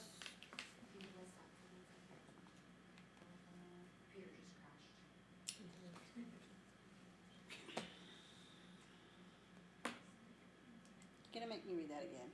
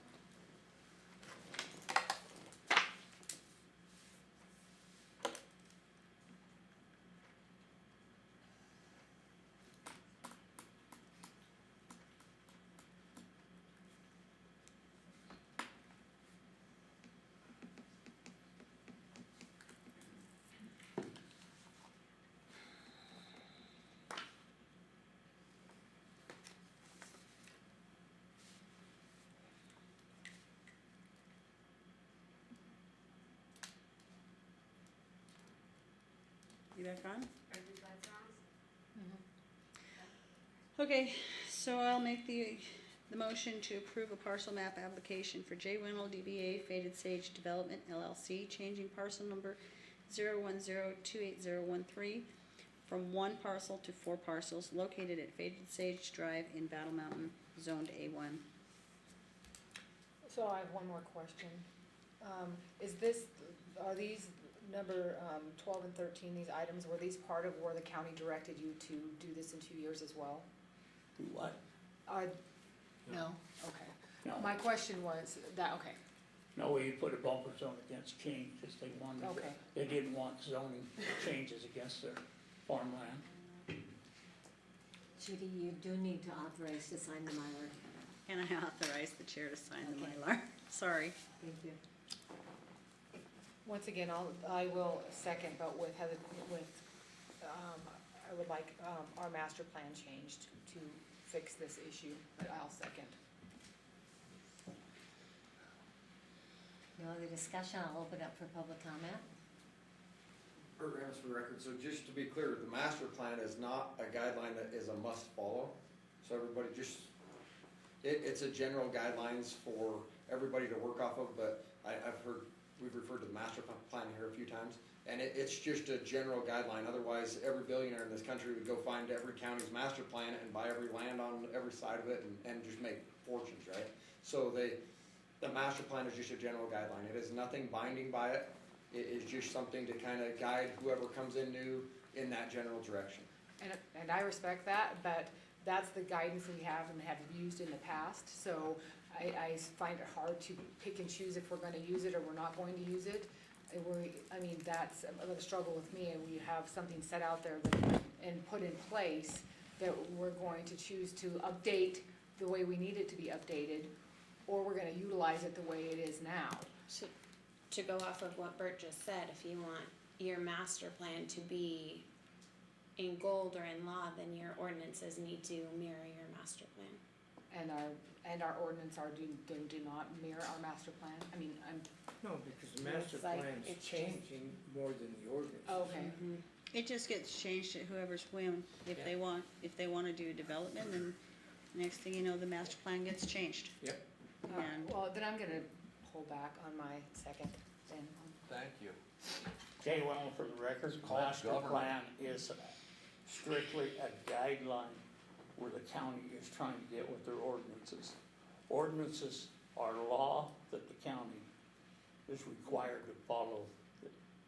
This map follows all the ordinances that are in place at this time. Ted, so what he just said, he said that his his mapping follows what our ordinance. Well, yeah, the ordinances allow you to get around, just like Judy pointed out, this is an end around of a subdivision. And the ordinances do allow it at this point in time. And he is following the ordinances. And do I think that the ordinances should say, no, we can't do this? Yes, but it doesn't. So now the ordinance, so they're not discretionary, the master plan is discretionary, but the ordinance prohibits certain activity. It doesn't, then there's activity that's allowed because it's not prohibited. It's not, the ordinance don't say, yes, you can do this. It just says what you cannot do. So if you find a way around, like the subdivision, this is a way around subdivision. So you don't have to follow all the regulations of a subdivision. We're within our authority to make a decision, though. Well, yeah. To approve or not to approve. There's nothing illegal with our decision. No, as long as you don't violate the ordinances. And Mr. Wintel's in the same place. He can make all these proposals he wants as long as he doesn't violate the ordinances. One of the things we've been looking at for some time, of course, especially with LIDA, is the growth of our community. We've been looking at infrastructure, we've been looking at growth. I think the last time I checked, there was something like less than 35 homes that were even for sale in Battle Mountain. We have a developer here who is developing for us going forward. We're looking to a future. I can appreciate what everybody's saying, and if you want to curtail it, that's great, and I think we can certainly address that. But I do think we have somebody that's gone through the planning commission, they've been vetted, here we are, and to say, now we're gonna stop everything, there's money invested here, I think we should take another look at it. I'll go ahead and second Judy's motion. Any other public comment? Okay, I'll call for the vote.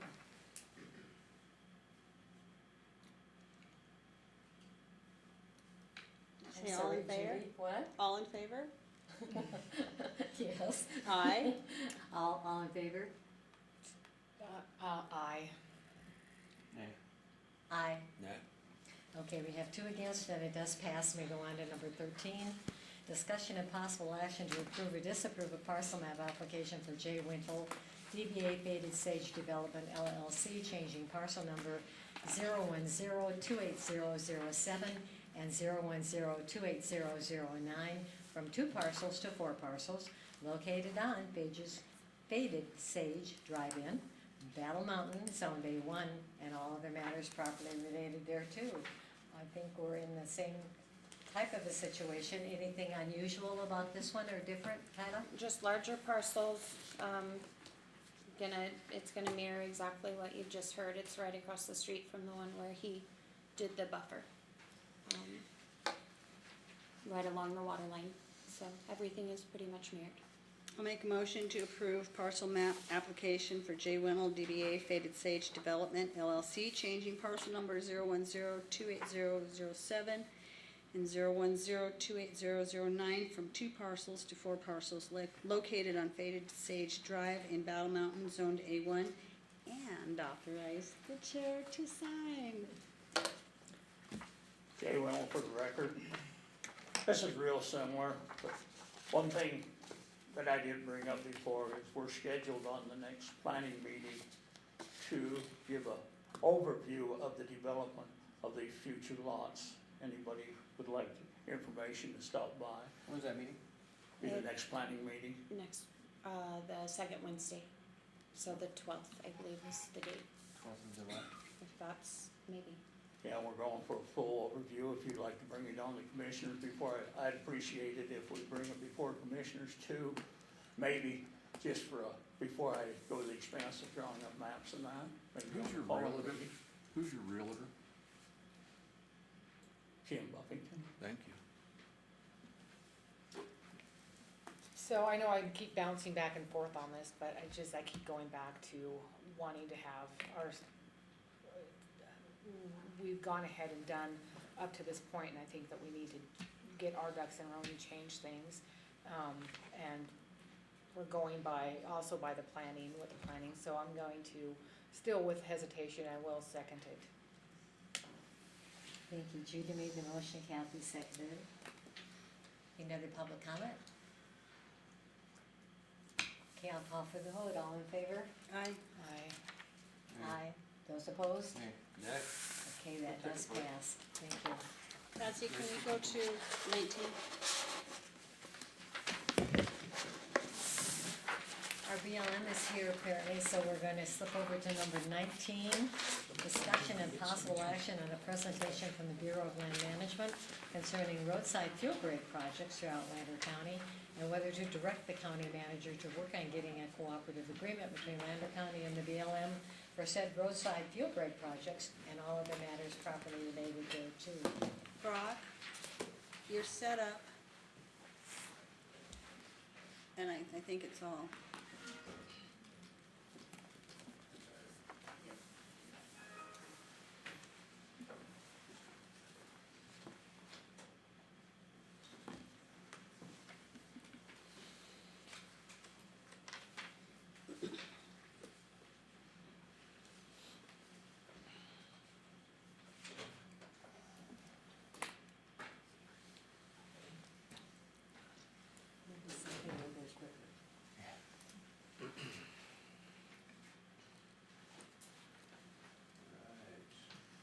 Why don't you pause that, we'll do an introduction first.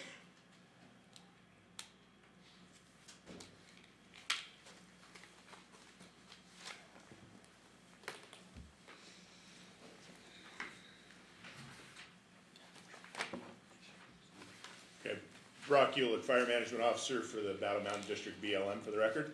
And for the record, Doug Furtado, District Manager, Battle Mountain District. Good morning, gentlemen. Good morning. Gentlemen? Thank you for having us this morning.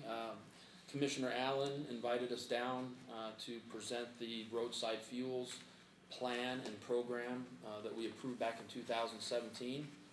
And before I get into that, I want to say that our district here in Battle Mountain has been very successful over the years in initial attack fire suppression and fire suppression in general. We've been fortunate enough to get near 100% of our fires out over the last 4 years. The success of that is in part, or in large part, due to the agreements that we have with the counties. Our approach in the district to initial attack, and we are always thinking of ways in which we could implement management practices to reduce the potential for large wildfires. And so with that being said, back in 2016, I was in a meeting in my office, and the county provided me with a large map of Lander County after the road inventories were completed in support of our land use plan and other things. And I'm sitting there looking at that map, and I'm going, all those roads, in my mind, represent potential fuel breaks.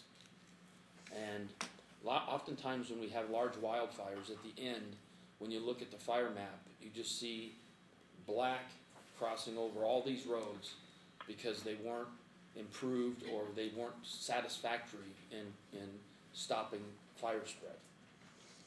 And so in 2016, I got together with Brock and we came up with a concept to not only utilize our existing roads as fuel breaks, but also to expand our cooperation with the counties, the local landowners, and the livestock ranchers and the agricultural folks. Because Battle Mountain, or BLM in general, we have limited resources. We always have limited resources, and the only way to expand our effectiveness in fire suppression is to increase the amount of cooperation and partners that we have. So we developed a proposed action that in general involves identifying priority road segments throughout the county, and we chose Lander and we chose Eureka County as the pilot areas, because of course with any new concept you want to start relatively small and get all the kinks ironed out.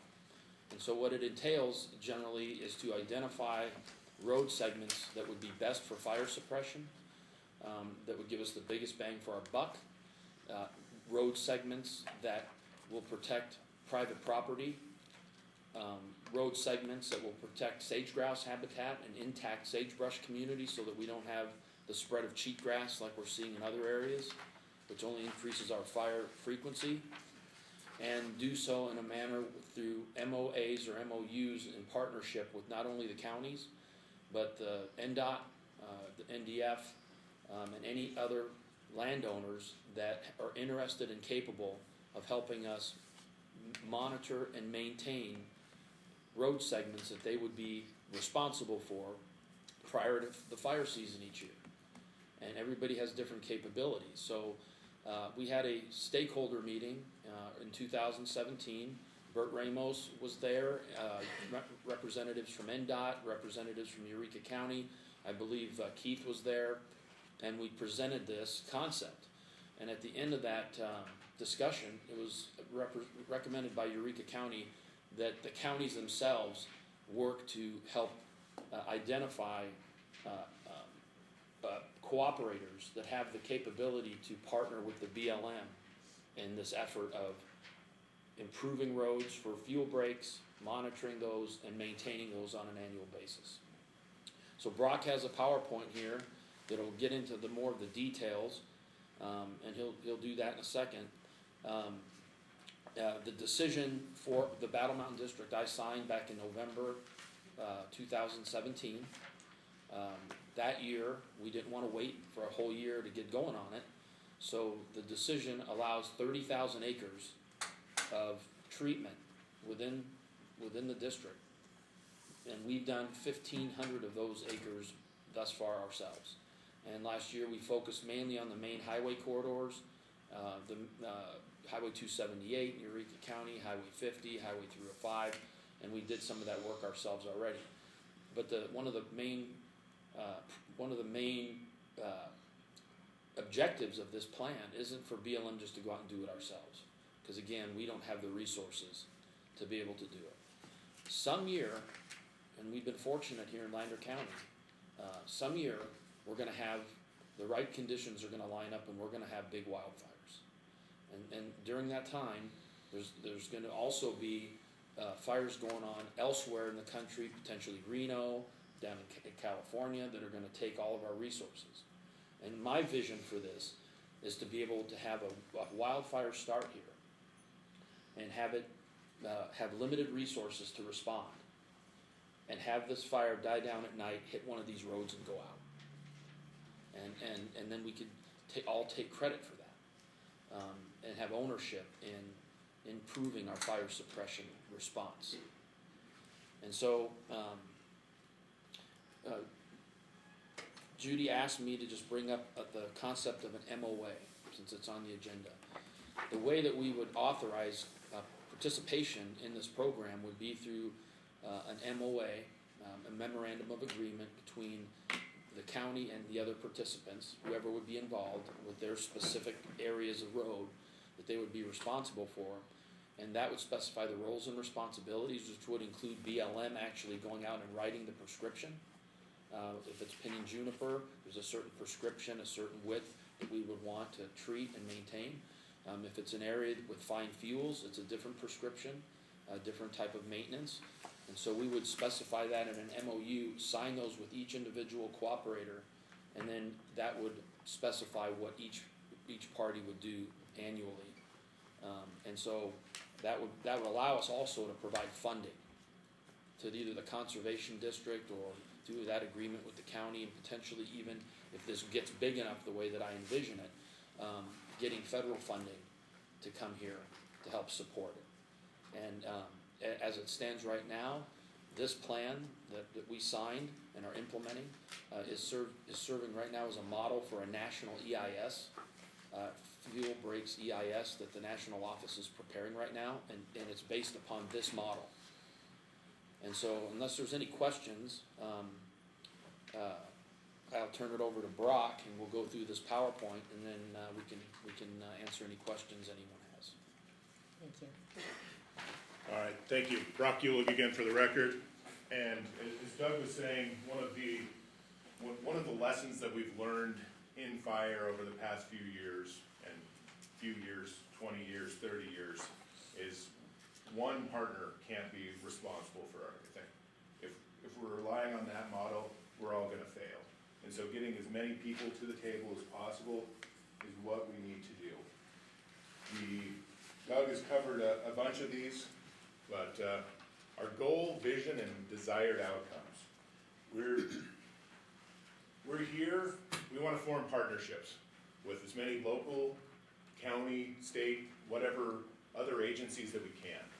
Forest Service, onward. The more people that we have at the table, the more opportunities we have to keep work getting done and maintained. A big concern that I think everybody has when we have disturbance along roads, we're inviting chances for weeds to come in, cheatgrass to come in. And so having that local interest and the local partner there to be aware and on top of what's going on that fuel break is very important for us and the ground. So the vision is to have these in place across the district, as Doug is talking, to allow us a pre-known spot. When we're going out to this fire and it's more intense than the resources we have can handle, we have control lines already started, a spot where a tactical advantage can be gained by the firefighters on the ground. And then outcome, fewer acres burned. That's my goal and my job, and I think that's everyone's goal here. We've seen enough of Nevada burn in our lifetimes. We don't need to see more. Okay. Doug covered most of this, but 30,000 acres is our cap. Now that 30,000 acres is for a treatment. So we treat 305. Highway 305, one treatment, that is the life of that treatment. If we get 1,000 acres this year, we don't hit that cap again when we go and retreat it. It's the same cap. So 30,000 acres across our roadsides is a lot of capabilities. Okay, need. So we're limited to where we can treat. I can't go to private land and say, you need to put this in. Now, we partner together and we can identify across the landscape, not just looking at the yellow block on the map. We're looking across at the landscape of where the treatment is needed, and if that crosses BLM land, private land, county land, state land, Forest Service land, we're building in those capabilities. And we're getting the full look from not just the BLM's perspective, but the local as well. Okay. We do have criteria in the NEPA, in the EA, that says what we can treat. For our grass fuel types, it has to be 400 pounds per acre, shrub 2 pounds per acre, pinyon juniper 6 tons per acre.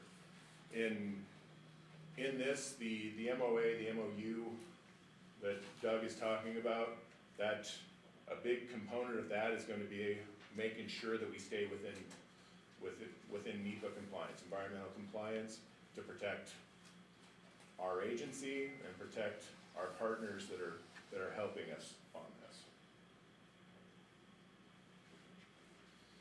Okay, what's considered a road? So our definition is one that's recognized on the 200K level. And the roadside layer that Doug was talking about that we got from the county is that level. So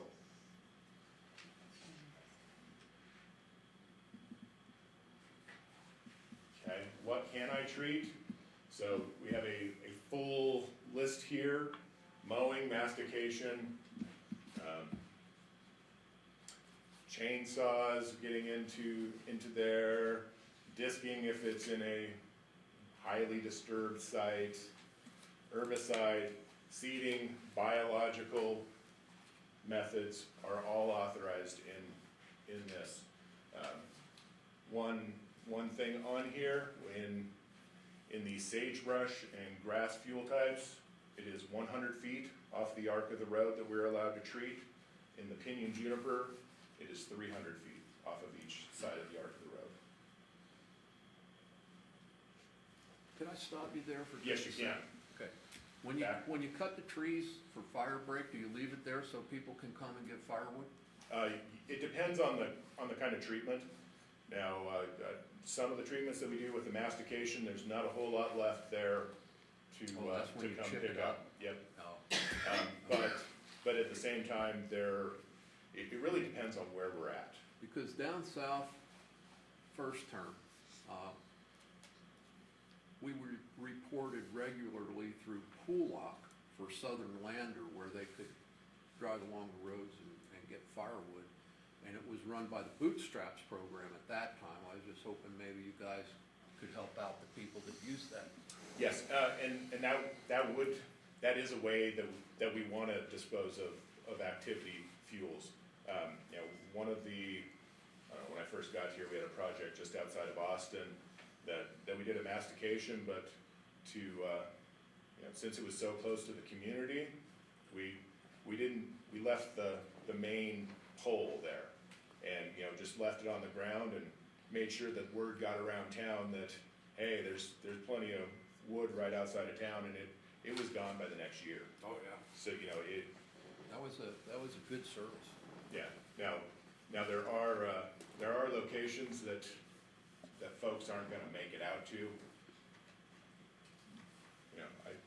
I go a long ways for my wood, but not hundreds of miles. Okay, common design features. No new roads. We can't go in any habitat that is threatened or endangered, so if it's Lahontan cutthroat, we're out of there. We do not treat in wilderness study areas, and there is a list of best management practices that we need to follow to help ensure we're not spreading weeds, making a bigger problem than what we had to start with. All right. Treatments that we've identified. So the process that Doug was talking about are the yellow lines on that map. And we took in various things. The habitats that are there, fire history that's there, proximity to private land, structures,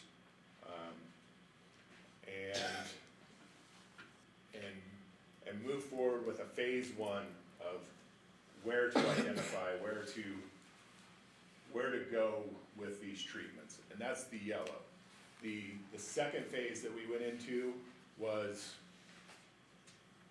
2 years ago, there was a very heavy grass cropping. And so Antelope Valley was identified as a spot that we need to go almost as an emergency. We don't have time to wait for getting a partner set up right now. We want to treat this so that if it does burn, we have something to stop it right there. And then also 305 and Highway 50, I didn't get it highlighted on here. We wanted to identify those areas that we don't necessarily want a private landowner or a member of the public doing it because of the increased risk.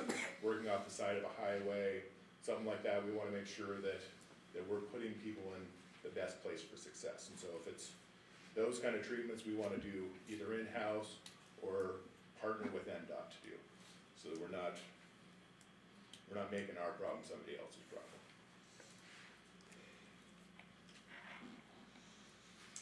And with that, yeah, the goal of these partnerships is to create a safer environment for our wildland firefighters, whether it's BLM, Forest Service, our county VFDs, whoever out there. That's the end goal. Fires in my career have gotten bigger every year, and you know, we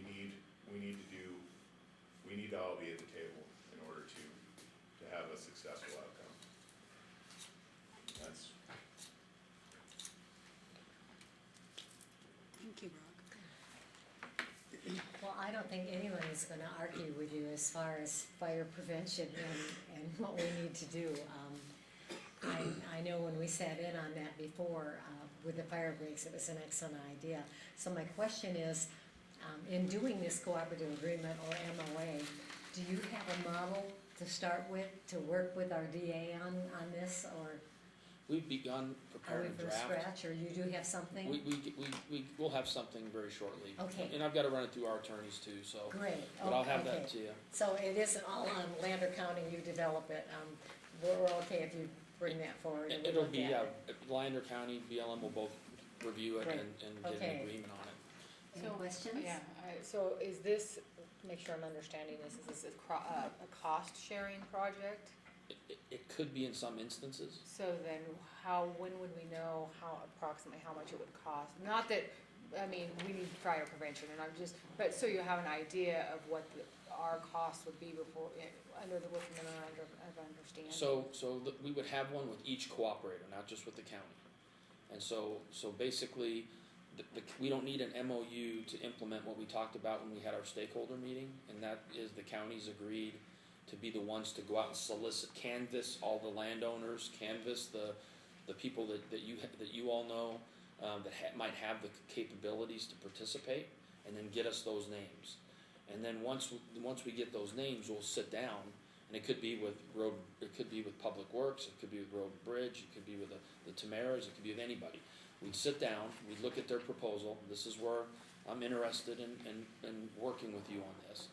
We'd go out with each individual or each cooperator to that area, we develop a prescription, we'd identify the costs for that segment, and that cost for that segment, both initial implementation and then monitoring, would all be identified for that specific section of road, whole roads. And so it would be different for each MOU based on the prescription. I envision BLM and maybe NDOT, NDF, the folks that have the resources to do the initial treatment. And then the cooperators would be responsible for annual maintenance and monitoring and reporting to BLM. So there wouldn't be just one MOU with the county. There'd be a number for each individual cooperator. Ted, if the county enters into some kind of an agreement with the BLM, does that force the ranchers into a situation that they have to comply? No, they can either cooperate, it's not a matter of complying. If they're on leased land, they have to comply. If on their private land, they don't have to comply unless they want to cooperate, and that's what we're talking about, bringing them in as a cooperative. Well, I'd complying, Yeah, I'd complying. like to hear from some of the people that you would need cooperation from before I commit my vote. Compliance is not relevant to this project. Pardon It's me? all voluntary, It's all voluntary. and there's All no compliance. cooperation. Yeah, this would really be more along the lines of, I wanna protect my allotment, I wanna protect my property, and the roadside near here, I can't treat BLM land, under currently. But with this agreement and with this project, you could go out and treat BLM land next to your operation, next to your interests. And that's really what it is. That's a good thing, that's the good thing about it. The most beneficial thing. Yep.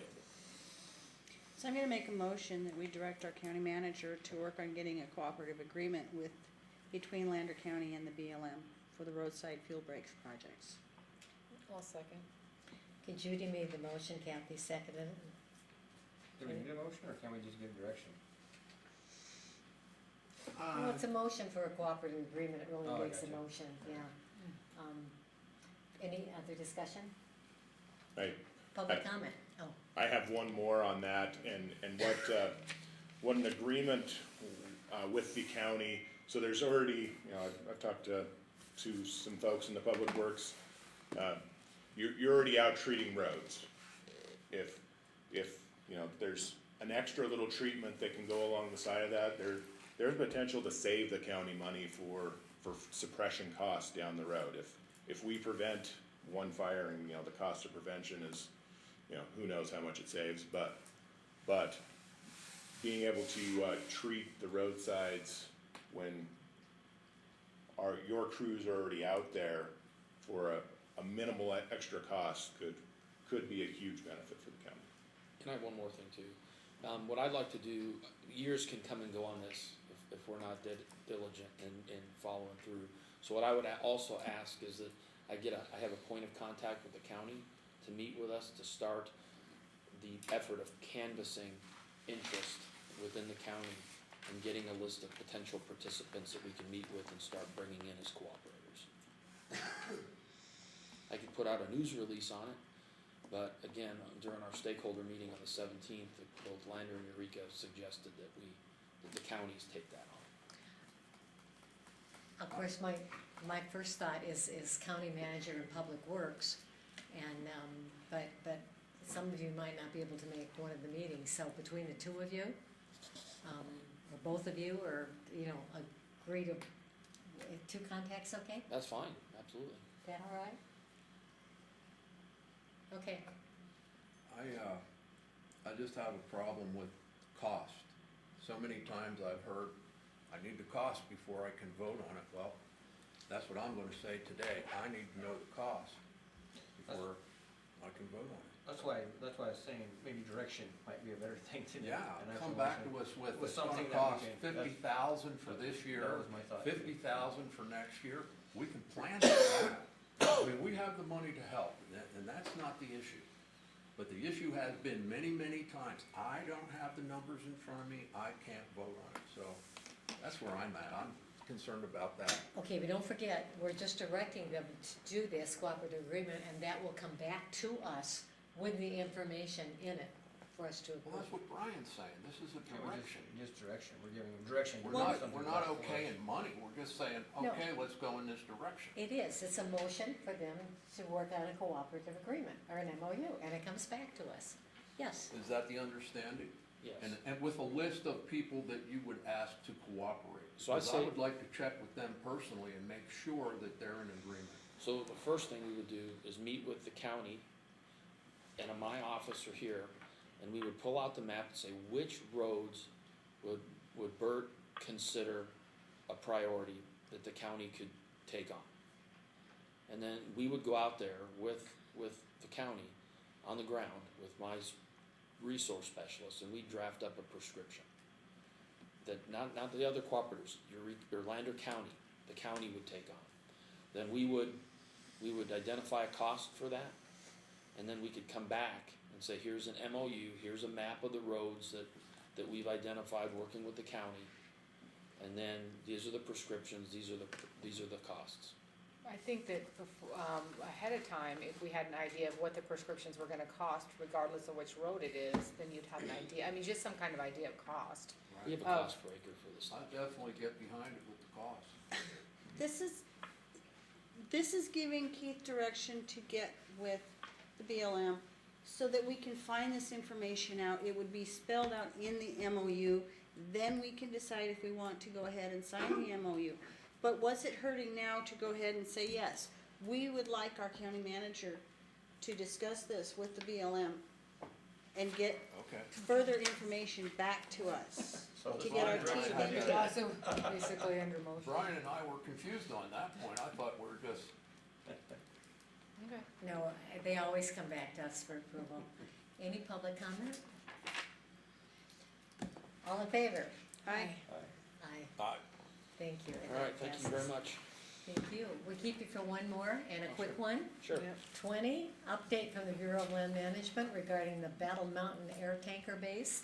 I do believe that's what it looks like, and all other matters probably related there too. I transfer you to my fire management officer. Are you leaving, Doug? Oh, no, he oversees their tanker base, so he can answer your question.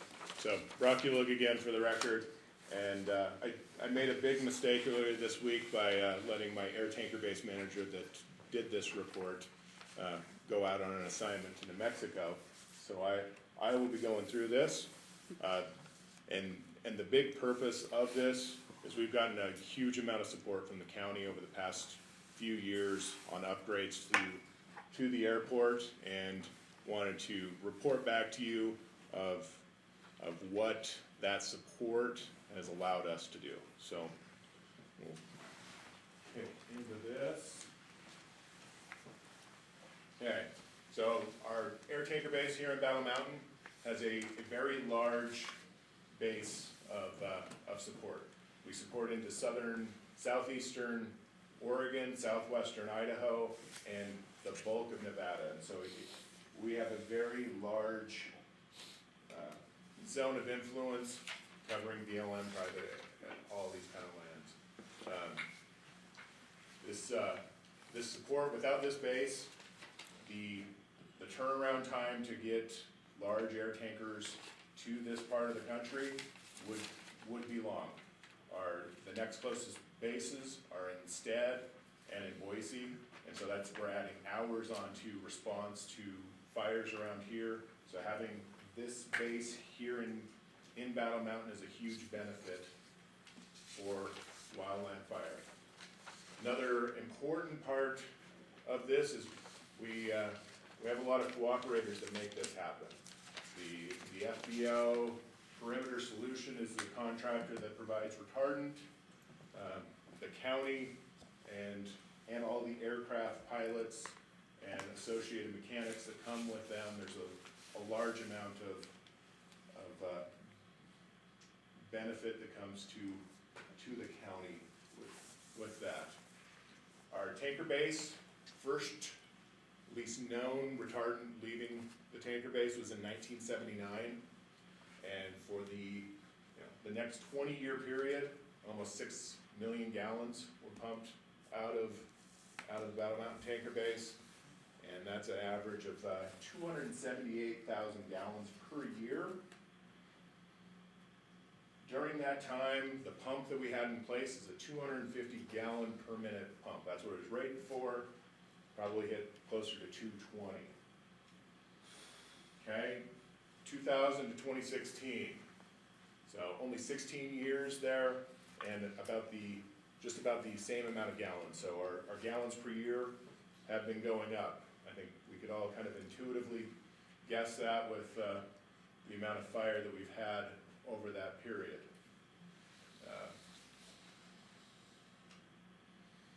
And then this is a national chart. Since retardant was first used in the 50s, you can see there's spikes in there on significant years, but the overall trend is more and more retardant going out. Okay, aircraft types, and a big the old fleet was the Neptune P2V. Those are getting very rare to be in there. They're pretty much now on the new generation. A C-130, BAE, an RJ-5, air tractor, that is the seat. And then the Fireboss, and those we can fill with retardant, but they're primarily, they're the scooping kind, so. Okay, 2017 was a very busy fire season for Nevada. Our base pumped 1.25 million gallons of retardant. 1,000 individual loads were flown out of there. This year was the first year that we got our new air tanker base manager in, and he started identifying a few faults with our system. 2018, last year, 855,000 gallons, 800 missions, and this is where we really looked at the operation and how much time we were losing loading planes and getting set up. And so we got with Perimeter Solutions, also with the counties to provide us a little infrastructure support. And we got a new pond installed by the county, which was done for a very good price for the government, saved the BLM taxpayers a large amount of money, and also got it done quickly, so we didn't have any interruption of service, which was very big for me, and a huge thanks to the county for allowing us to get that done.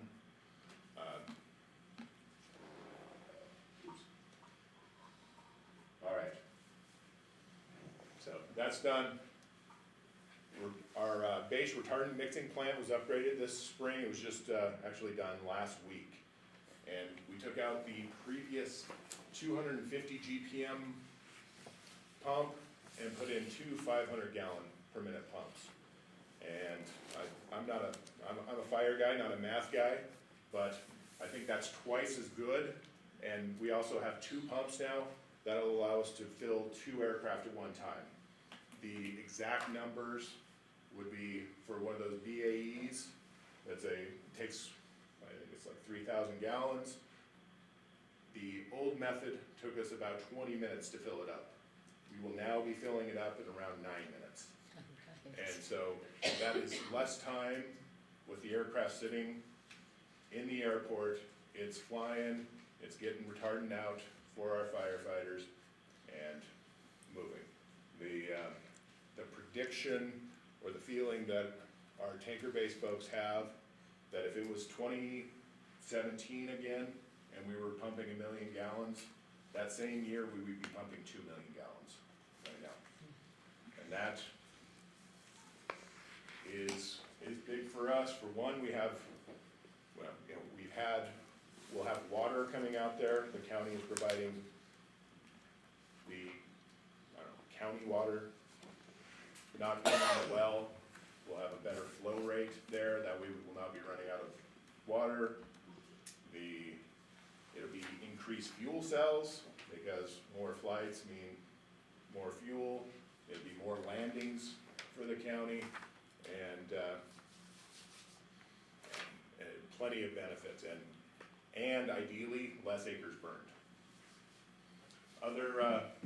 Other changes that we have coming up, retardant. We're moving to a new retardant. It's going to have less staining, so it will, about a week exposed to the sun, the red will go away. So that's a good thing for the ramp, I would say. Yeah. And then just moving forward, continue working with the FBO, which they've been amazing and a huge help for us. We are going to be adding a new capability this summer of simultaneously loading and fueling. And so that again cuts down time. Instead of instead of an aircraft being on the ground for 30 minutes, taking retardant and then taking fuel, we're doing that at the same time. We can shave that down to 15 minutes on the ground. It's back out, it's fighting fire and helping protect the county and the state. And that is it, unless there's any questions. Can you touch on the Eureka and Austin seat bases, status of that for this fire season? So, I can. They will be exclusively mobile retardant bases. And part of the pond issue that was here that we needed to get replaced is retardant there's concerns when we spill it. And we're in one location. It's, it's okay to put out on a fires, but when we have it concentrated in one area, we build up too much nitrogen, we build up too many different things on a long period of time. And so at the storing retardant for a long time, that's where the concerns are. And so if we, for the Austins, Eurekas, Tonopahs of the world, where we're not there every week, we're not there every year, we're there when we need to be. There is a solution that Perimeter, the contractor that provides retardant, has, is where they bring out a full self-contained unit. It has all the containment that's needed to be environmentally responsible, and so it can set up within a day, be there, and be gone. And then I would add on for the upgrades at Austin have been a big help as well. It expands our capabilities of being able to set up there quickly and efficiently. And so, again, just thank you to the county for the support that you've given us in the aviation world. It's upped our capabilities tremendously. Thank you, gentlemen, for bringing us all of the updates today and for working with us. We appreciate you being here. Thank you. So you're not done yet? We're gonna move into agenda number Nancy? 15. I had some questions. Oh, you have a question? I'm Yes. sorry, I'm moving on. Yeah, go ahead. No, I'm just kinda curious, I wasn't aware that at the tanker base, they hired individuals, to assist with that. And I think, do you get sometimes high school kids? And so sometimes we do. It's the contractor Perimeter Solutions. They hire. I think everybody that they hire out there is local kids here. I just wanted to I put see that out, most of them at the store every. because I didn't know if anybody knew that not only, is that an awesome service, for the BLM and whatnot, but this is providing jobs to the kids in the summertime. And I think that's great. And one aircraft that Brock forgot to mention is the MD-87. It's a converted passenger plane. And so we've had that here too. Anytime anyone wants to go out there when we have heavy duty operations going on, we'd be welcome to take you out. Show you how it works. Thanks, guys. Thank you. Thank you. Okay, Okay, thank you. Have a good one. thank you so much. You got it. Yep. Patsy, are we gonna go to lunch? I don't think so. I want to do two real quick and then we're gonna decide if you wanna go forward or not. Oh, that sounds, I'm gonna do number 15, discussion and possible action to approve or disapprove an extension of the water main service 750 linear feet down the county right-of-way, providing water service to parcel number 011-110-03, owned by James and Annette Ancho, with owner to pay all costs of 2-inch water line extension and all other matters properly related thereto. Alrighty, Bert Ramus for the record. So I had a property owner come to me and they would like a water line to their property. However, their property comes within the 400 feet, so they have to connect, but they don't want to run it because it's a big parcel. They don't want to run the water all the way. The reason I put this on the agenda is because it's advantageous to the county. If we continue a water line down, the 2-inch part of this would be their responsibility, and I'd like to put, say, an 8 or 10 inch main in down that road. extend it all the way down, but they would only be responsible for the portion that would feed their property. Very seldom we have anybody come forward willing to pay for their own, and when we do, I like to try to help them out. Do you have the time to do it? Yeah, and this is the other thing that there will be here is we have to submit to NDEP, because anytime you go over 600 feet of water main, you have to submit to NDEP and make sure they sign off on it, you know, for contaminations and make sure there's going to be enough end use on it. That will take a little bit of time, just so property owner knows it won't be done right away. And if we could, please, if you guys are going to make this motion up to 1,000 feet, they were discussing anywhere from 750 to 1,000 feet of water main, but they would be responsible for whatever portion goes in the ground. So with our extension, that was something you were planning on doing? Is it in the budget for next year, or is? No, it would just be in our operating budget. Okay. Do you have a cost estimate? Their responsibility is anywhere from 13 to 18,000. I'm not talking about theirs. What is ours to the initial 8-inch? To 8-inch? 1 minute, I'll give you a rough number. But you said it's in our operating budget. You've Yes. already checked it. Okay. Yes. It is, we're talking about anywhere from $35,000 to $50,000, depending if we go with the 8 to 12-inch line. The reason I'd like to oversize it that big is because if we ever do decide to extend this water main and loop it, it just makes sense to have the bigger pipe in the ground already to connect to. Is this something that you would fit out, or can your water and sewer guys do it themselves? Either way. In the past, we've done them ourselves. We did Julian and Felicia. This would probably be no different.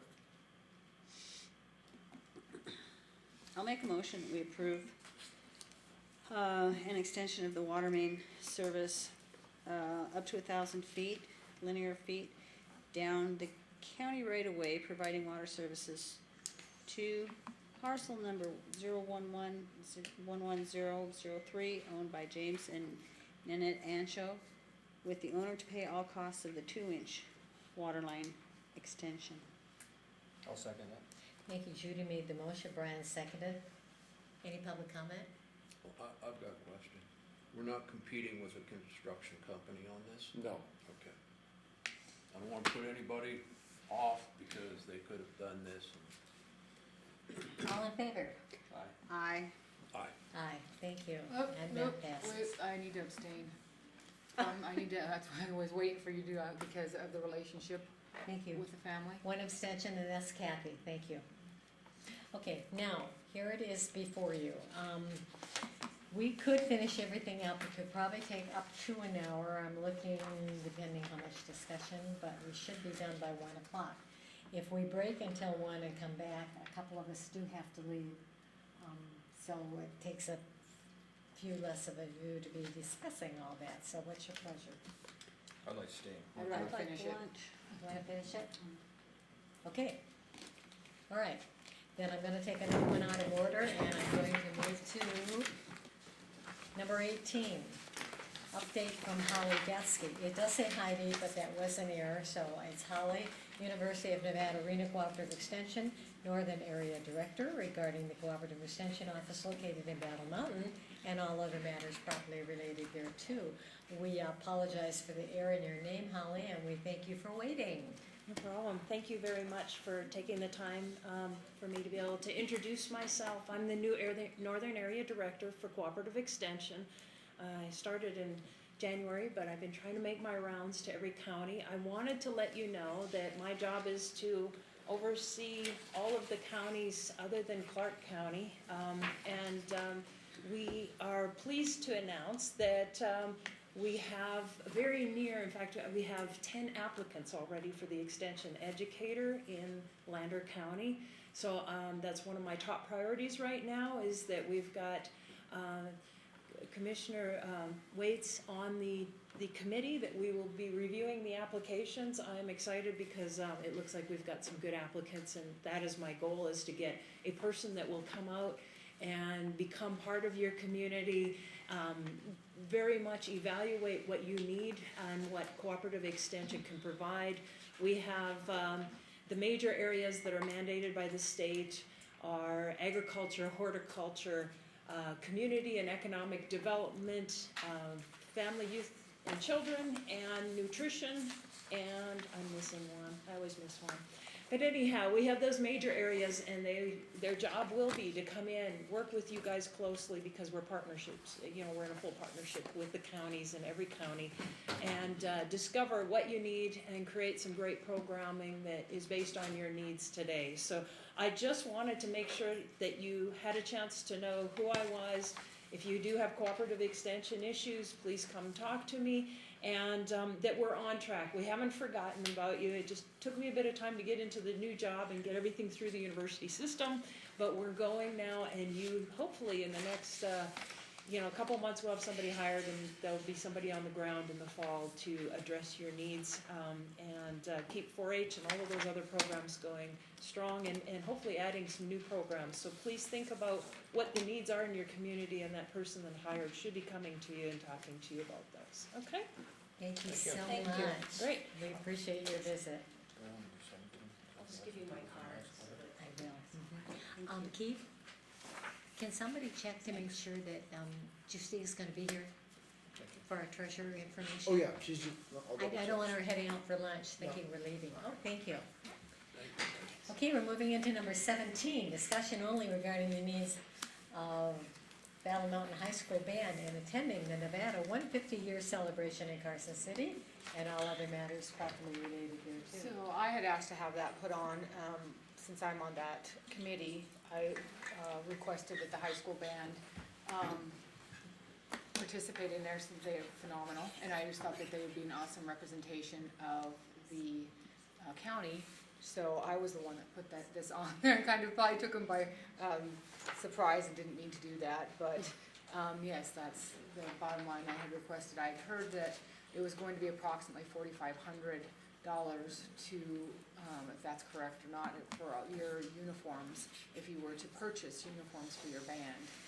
And so that, I just threw a number out, because I wasn't, quite sure, that I didn't want the whole impact to have to be absorbed from the school, since we are asking that your participation. My name is John Gist. I'm a music educator here in Lander County.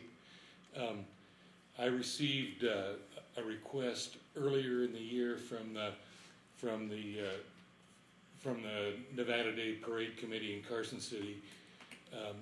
This is 2019 is the 100th it's the centennial of there being 17 counties in Nevada, because I think Pershing County was formed in 1919.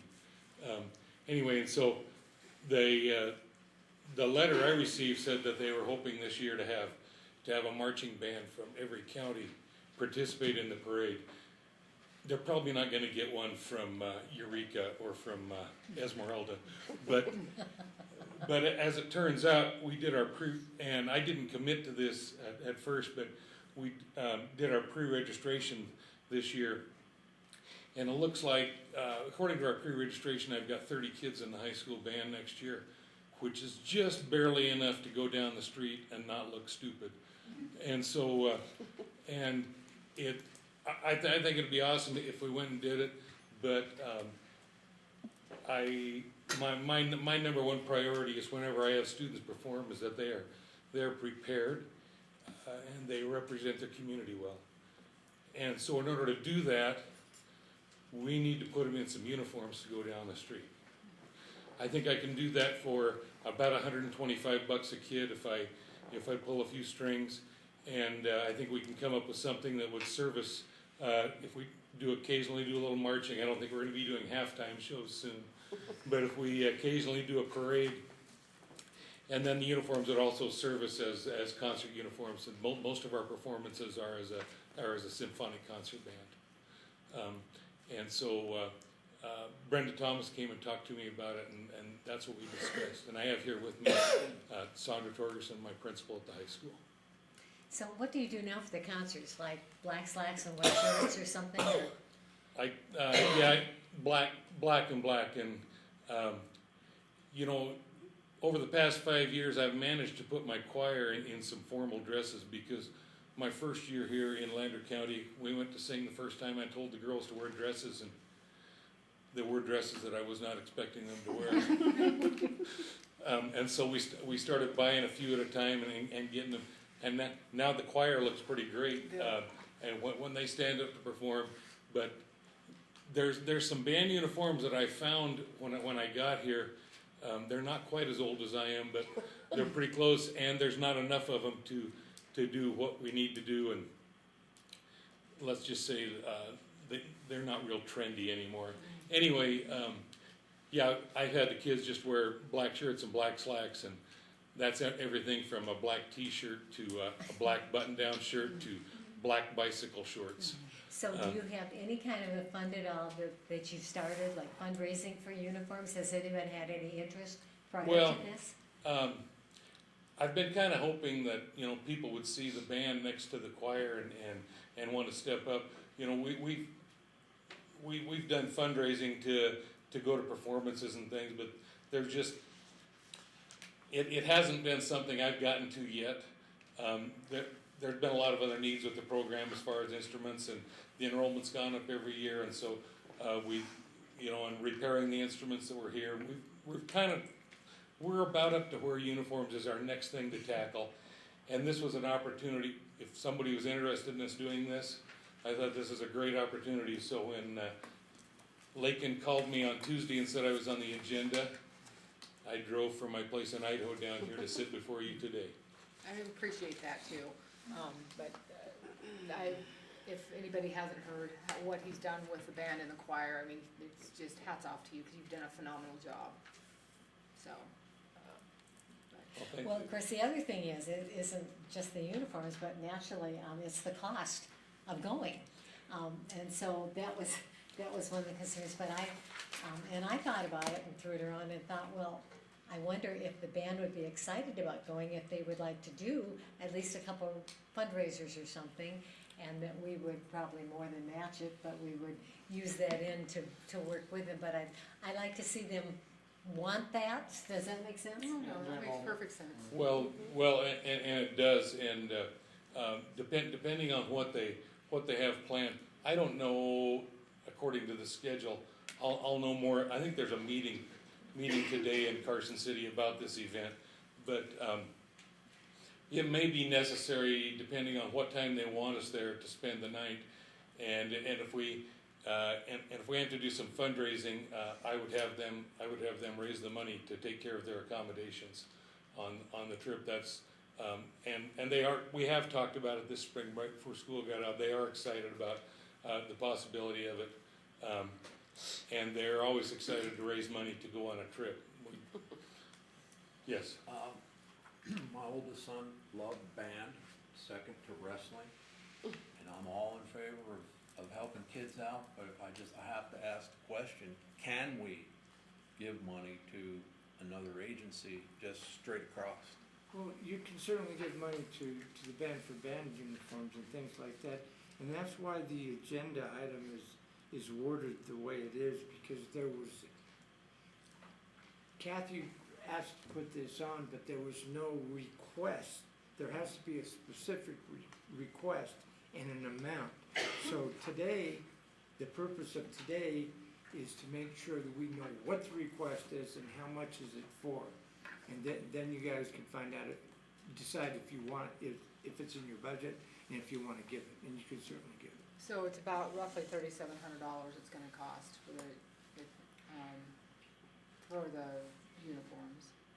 That's my hope.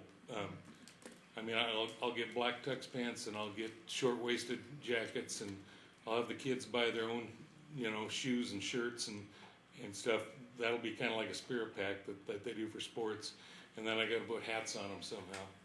And Kat, so, let's do this right. No, that's not a problem. Yeah, I'm just. There's no money here, so we can set some money. Right. Okay. I mean, let's not mince pennies here. Oh, no, I was just saying, so Right. everybody knew how much it was, Well, it was about, but and- no, I didn't mean it like But that. uniforms, get nice ones, well, yeah, and that's, and especially the headgear, that's expensive, right? well, So we can ask them to put this on the agenda with the amount, with your request, what, With the 5,000? resolution saying it's in the best interest of the county to give it. Okay. Okay. Because we need those two things. Okay, Can you get us some pictures? Yep, I can do Okay. that. When's the next meeting? And the last thing I'm gonna say is checking around about the band program and choir. I was told by people who previously had that job, thumbs up, this is the guy that can do it. So, you've got my support.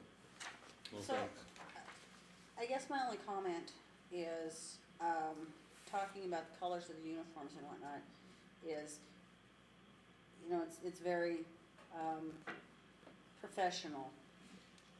But I'd also think that we're representing, you know, Lander County and the Longhorns and, incorporating some of the classic. Here's my thought. Black tuxedo pants. Do you know what an Eton jacket is? It's a short-waisted tuxedo jacket. I can get it from, you get them at restaurant supplies because that's typically what waiters and waitresses wear. And so, that cut of a jacket and high-waisted pants look good on every body type. And green pleated tuxedo shirts with a crossover tie. And because we are the Longhorns, I'm thinking of like a flat top, wide brim, like a gaucho hat type. So, but then if we then all we gotta do is take the hats off, and they're in a concert uniform. Okay. You know, they wouldn't be really flat. They aren't gonna be real colorful down the street. They're gonna be mostly black with a green shirt and a tie and a hat with a gold band on it. But they will have class and they will look right. well, I think we're excited to think that, that Lander County could be represented in the parade by our band. That would be, but don't forget, you also have to think about doing a parade in Austin sometime when you're invited. So, Okay. now, so do I have to do this different, do now in a totally different agenda request? We have to do, yes, Yes. Okay. because there has to be a specific request from somebody that's not on the board. Okay, so I Okay. wait till, okay, very good. And an amount, and then we Okay. just do a resolution, And and then the anything you resolution bring us. say it's in the Okay, best interest of the county. Okay, I'll get a rendering put together and a dollar amount. Thank you. Thank you for taking your time to come down. Yes, I and visit with appreciate us that, this thank morning. you very much. We're excited about it. Okay, do we have, is Juicy here? They're here, yeah. Yeah, we're gonna go on to 22, start with the treasurer, and whip through that real quickly.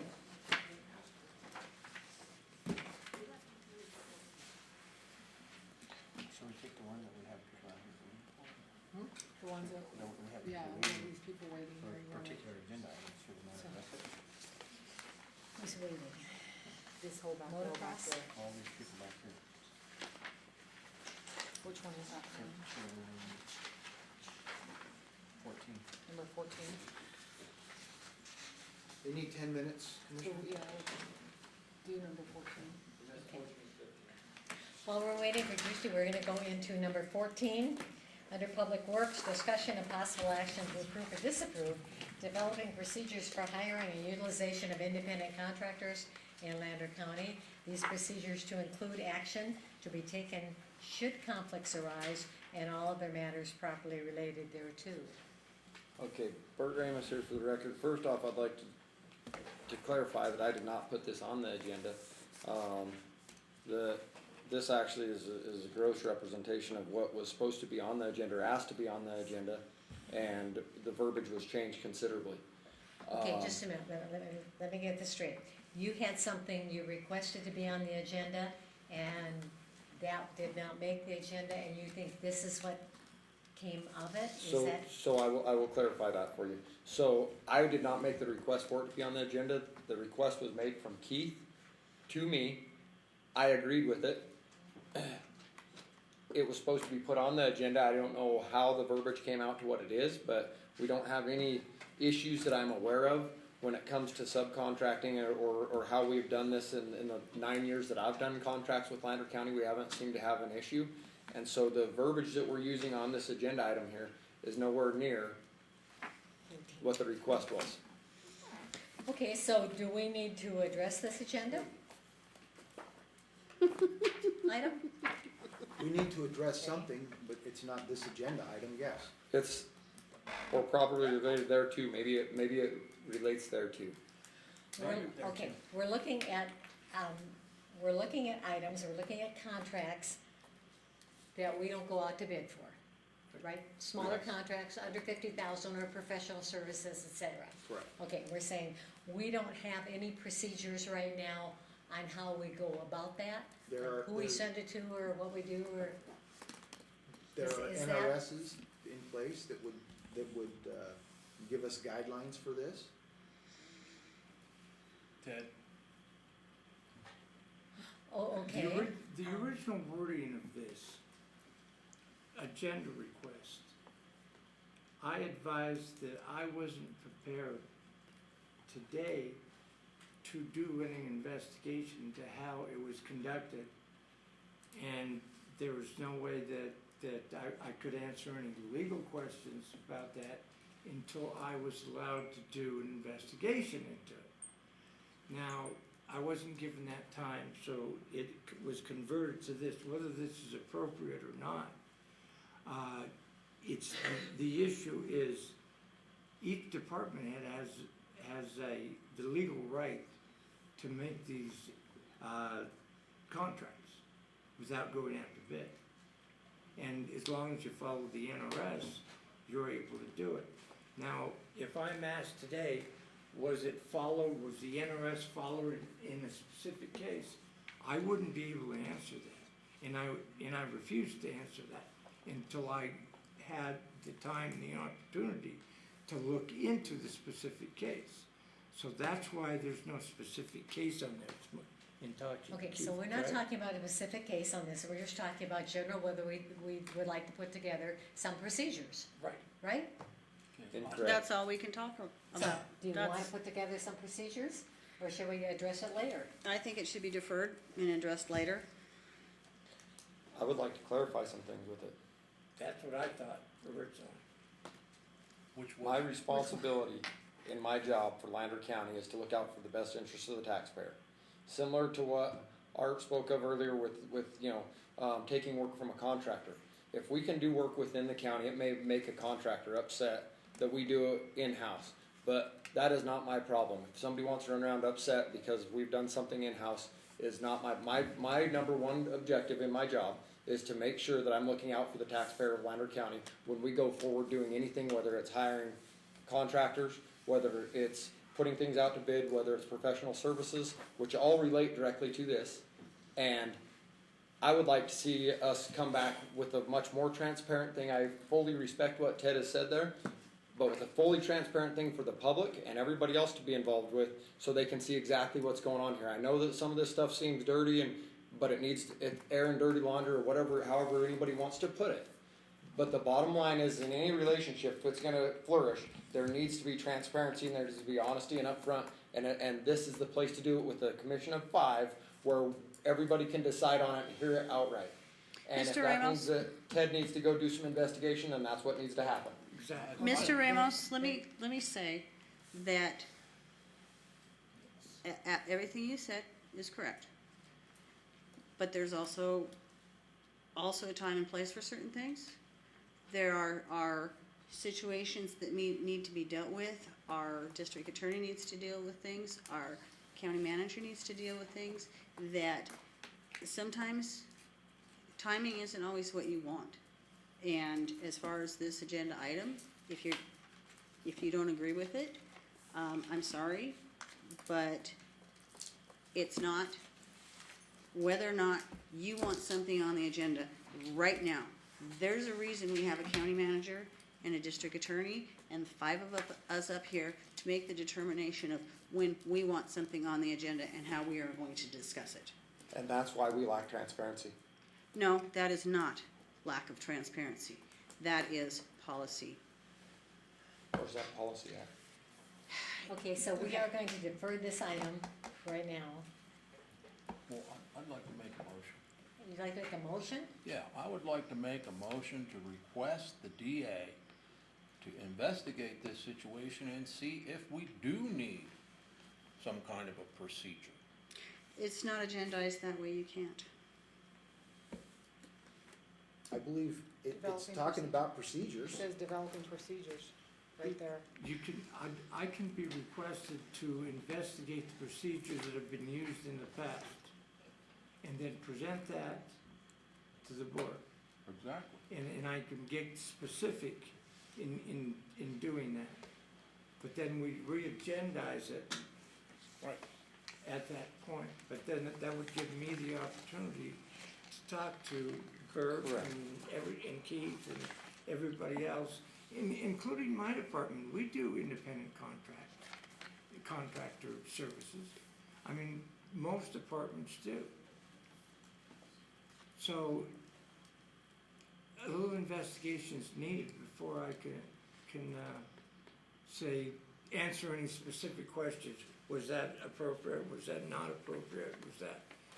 And I just can't answer those questions at this time. I'm fine with that. You second that? Okay, Brian seconded that. Is there any other discussion? Yes, I'm processing this. Give me a second here to, I think that, with the emotions running high on this, when there's conflicts, you can also look at it just the way people are looking at viewing something. You and I may have a conflict, that's not like I'm saying that you're doing something wrong, and I've met with you before on different stuff going, make me understand this. Whether I agreed with you or disagreed with you at the time, it can be a conflict. So I think that we figure out, like I said, developing a procedure, and if there is, yes, the NRS allows you have this much leeway, but there are different things that play into the things that do factor into that. And so it is transparent that we put it all out there saying, yes, you can do this, no, you can do this, and yes, you have a leeway, but some things you don't on. So let's find out what we have leeway on, what we don't have leeway on, and, go from there and find a procedure. So from this point forward, we're doing, everybody knows what we're all supposed to be doing and doing it the right way. So I know conflict automatically makes your, but it's, people have different opinions, and an opinion can be, let's look at it that way instead of emotions going through the roof right away. We take a second and step back a little bit and try to figure out what the proper way is, and making sure if we are doing it right now, or if we are doing it wrong, let's correct the issue. Well, I think that's what we're saying is giving her. Well, no, and I know, but I just think. And I would like that discussion in an open meeting. Okay, no, absolutely, and I agree. If, No, if, and I- if it is being done wrong, it's being done wrong by me. Yeah. Mhm. And so, No, I have absolutely. absolutely no issue with being the one that takes the heat in an open meeting. Oh, no, absolutely, and I agree, but I just so, everybody, looking at a broader view of stuff, and, so. So that's all. I just want to add is, we already have the policies, as far as departments, department heads, supervisors, on utilization of certain, professional services, contracts, et cetera. And there's also, as Ted mentioned, there are also NRS statutes that mandate. We already know what that is. We already know what is allowed by the NRS and what Lander County does. Well, if we already know, I'm not to interrupt, why isn't it in our packet? If we're talking about something that's facts, why isn't it in our packet for us to draw from? Rather than just saying, we have these things, where are they at? As a commissioner, I wanna see them. It was agendized, the procedures, the policies, where are they at? Well, so- Maybe this, next time, we'll have those things, then we Yeah. can discuss them, and Exactly. let's So- just move forward. So Brian, one thing, and I don't know what statute it falls under as far as professional services. Bidding procedures, it's different. That's entirely different than professional services as far as what is allowed per contract. It's spelled out very clearly on bidding procedures. And I don't know, I didn't look up what professional services, what those are allowed, so I can't speak on that. Because like I said, I don't know what the NRS is, but these are spelled out in the NRS. I think we go I'd forward. like to address Commissioner Sparks. My original agenda request that was put in was very specific. If that agenda request had stayed in its original form, there would have been additional backup material related to my original agenda request. I I would respectfully request that Ted, the DA, make this somewhat of a priority. This is an exhausting situation to me, and I'm sick and tired of it. I wanna get it done, and I wanna move on with things. I have a lot of things going on in this county, and I would be very appreciative if it could be moved ahead, and we can continue on with our projects. Bert does a good job on stuff, and I want it to continue. I agree. Thank you. That's all I'm asking for. agree, Let's Bert. get it done, so I don't have to deal with.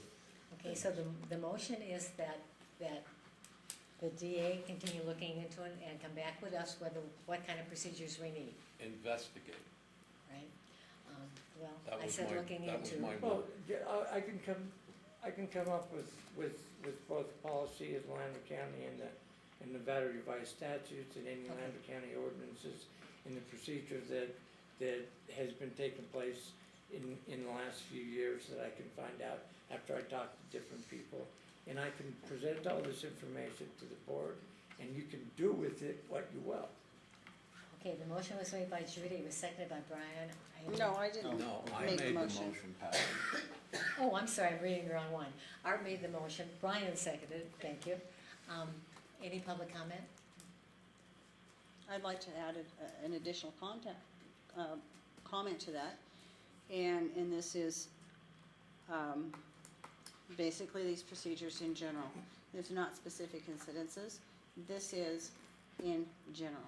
We are not investigating any specific incidences within Lander County. All those in favor? Aye. Aye. Any opposed? Okay, and that passes, and while you're here, we'll do number 16, update from the Public Works Director and all other properly related thereto matters. Alrighty, so Bert Ramus for the record again. All of our projects, we finished paving up in Austin.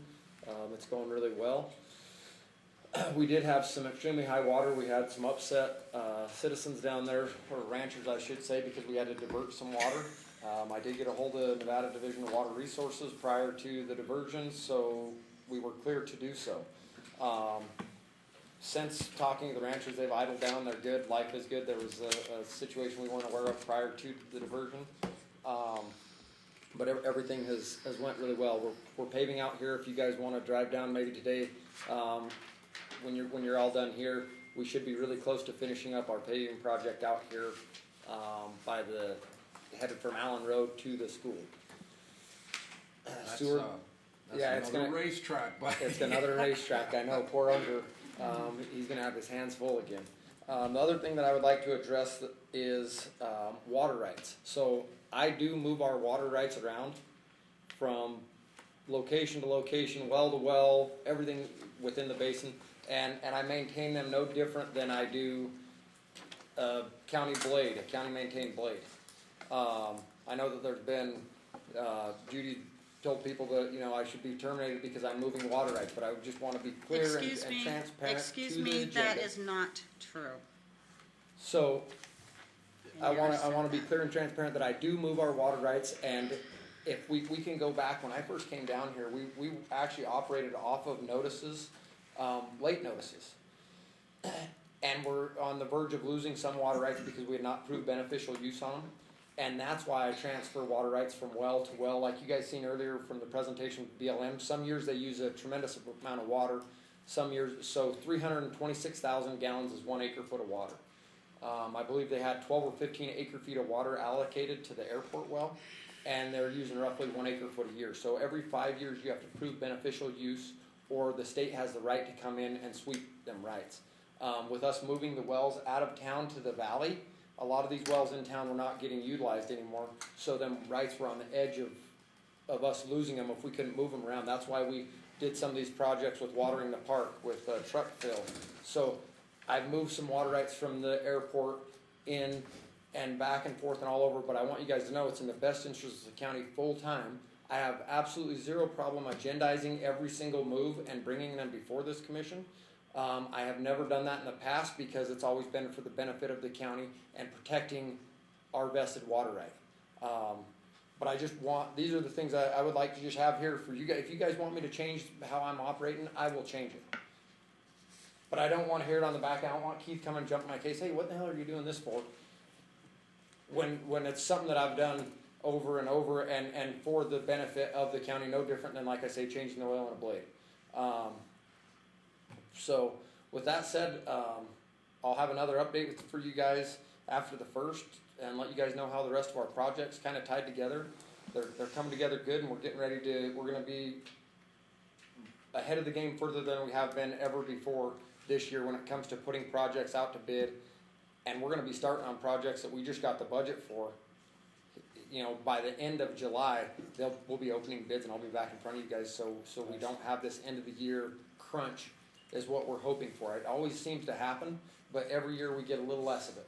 So that's my update. What are we talking about? If you didn't move, if you didn't go through your process and how you're trying to protect our rights, how much would we have lost? Well, in town here alone, we would have lost over 900 acre-feet of water. And that's just because we've moved, so the basins, there's a basin line here that divides from the basin of clean water to the basin, when I say clean water, of municipal water, and the basin that's high arsenic water. So all these wells that have been over here, we haven't been able to pump to put to beneficial use because they used to be municipal wells, well, we hadn't for years. So by us moving these and trying to put stuff on them, it's been huge, a lot of water. But prior to you doing that, we did have an independent contractor that we paid, and he did the same thing. We have to save our water rights, and because of the beneficial use, it has to be moved. So we have always done that. Right. It's just that you've been doing it, so it wasn't his report, it's now you, and we don't have him. Yes, and no insult to him by any means, but like, for example, when I got here, we didn't even have water rights on well number 9 out there. Our number 1 well in the valley that provides this community with water had 0 water rights. Them are things that are kind of important. Well, extremely, just a so little bit. it's important that we do. Okay. Thank you, Questions? Bert. Bert, could you kind of go over the senior water rights as well that we almost lost? Oh, yes. Literally weeks. The what? Senior water rights from the 1800s. So we have some senior rights that are surface water rights that I think got looked over because they are not used as municipal water, but they are Lander County's right, and we were literally on the edge of within a week or so is what I was told by the Division of Water Resources of losing, and that was 1,500 and something acre feet. It's a tremendous amount of water because we had not put any applications in or verified any use and provided a map to show them where we were putting it to use. And so long story short, we got all that remedied. And them are things that I don't bring to you guys. I probably should bring more to, but it's you take care of it and you move on and you forget that you know, it's just life. I think because the water is so important to all of us, just include them in your report, so that we know, and I think we'd like to know. What were those water rights? What's that? What were those senior water rights? They're the ones that come out that we were actually thinking about using our reservoir for. So the Rock Creek Dam.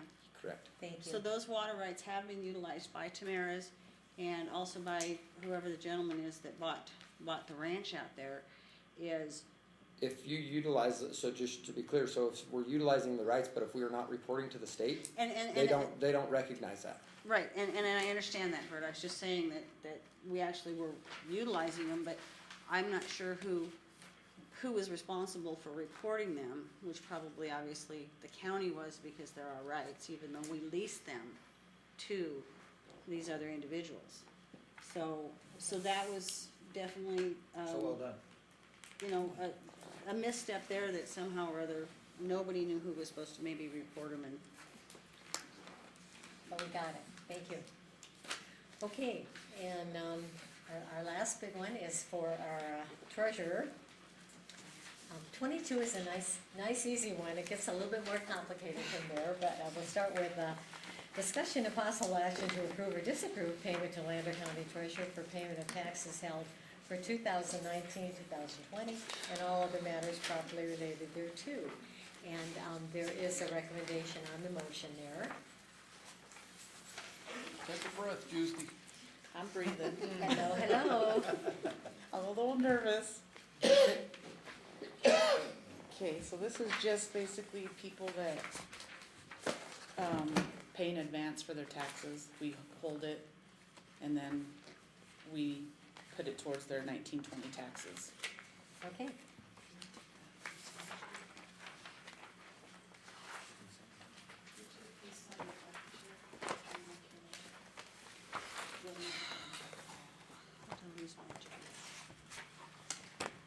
I have that, thank you.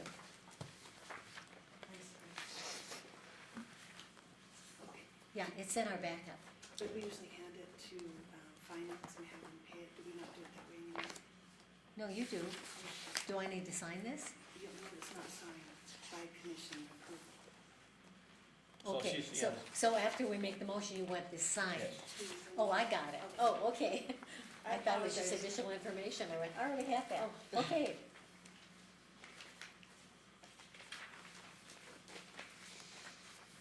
Any questions? Okay, we ready for the motion? I'll make a motion, we approve payment to Lander County Treasurer for the payment of taxes held for the 2019-2020 year. Second. Thank you, Kathy made the motion. Judy made the motion, Kathy seconded that. Any other discussion? No public comment, okay. All in favor? Aye. Aye. Thank you. 23, discussion of possible action to approve or disapprove resolution 2019-04 to levy the 2019-20 tax rates and all other matters properly related thereto. So on Tuesday, the 25th, the tax commission certified the tax rates. So now it's just time for county commissioners to levy the tax rates, and that's what this is. So I'll make a motion, we approve resolution number 2019-04 of the Board of Lander County Commissioners. A resolution by the Lander County Commissioners, State of Nevada, to levy the ad valorem property tax rate required for the fiscal year July 1st, 2019 through June 30th, 2020, in accordance with NRS 361.460. Whereas NRS 361.460 states, immediately after the Nevada Tax Commission shall certify the combined tax rate, the Board of County Commissioners shall by resolution proceed to levy the tax rates required for the fiscal period beginning the succeeding July 1st, designating the number of cents of each $100 of property leveled for each fund. Now therefore it is hereby resolved by the Board of County Commissioners of Lander County now that the Nevada Tax Commission has certified the combined tax rate and the levy of taxes in Lander County for the fiscal period beginning July 1st, 2019 shall be in accordance with the following schedule for each fund of $100 of property.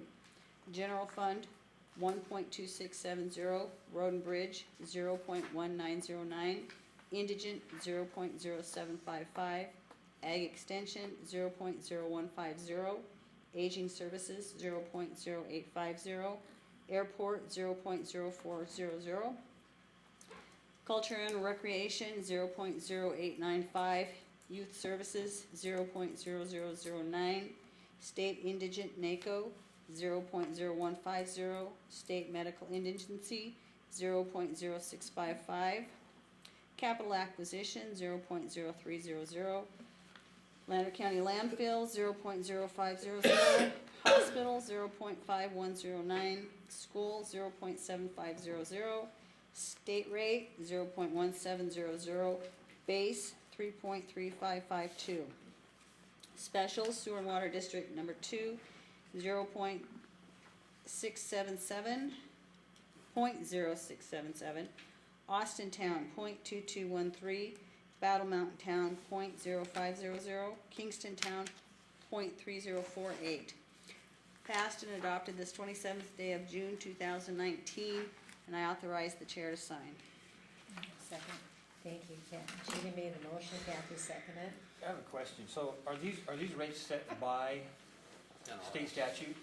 Or is it something that we can we, like if we said, well, we'd like to lessen this one up, make this one a little bit more, to put a little bit more there, is that something we can do, or is it out of our hands? We did move one, didn't we? You absolutely can move them.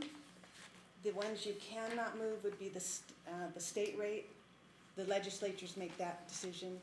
The school is statutory. Okay.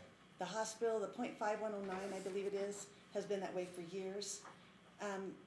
What's happened is your NRS statute is basically, well, not NRS statute, just the statute is 3.66. You cannot go over 3.66. So when you add your specials to your base, Kingston's maxed out. They're at 3.66. Austin's at 3.64 something. Battle Mountain, I think, is 3.6. Anyway, we're right up there. So in order to move them, the only ones you really have room to move, unless something changes, would be your base rate. Gotcha. And absolutely, you can take money out of the general fund, give it to Road and Bridge, give it to Indigent, give it to Ag Extension, switch a penny here and there. And we have done that, and Justy's correct, like the youth services, we've changed it. We've changed the NACO a little bit, you know, for the indigent. So it's not set in stone, it's just stayed very similar for years and years. Thank you. Okay, no one here for public comment, so, all in favor? Aye. Aye. Aye. Thank you, and that passes.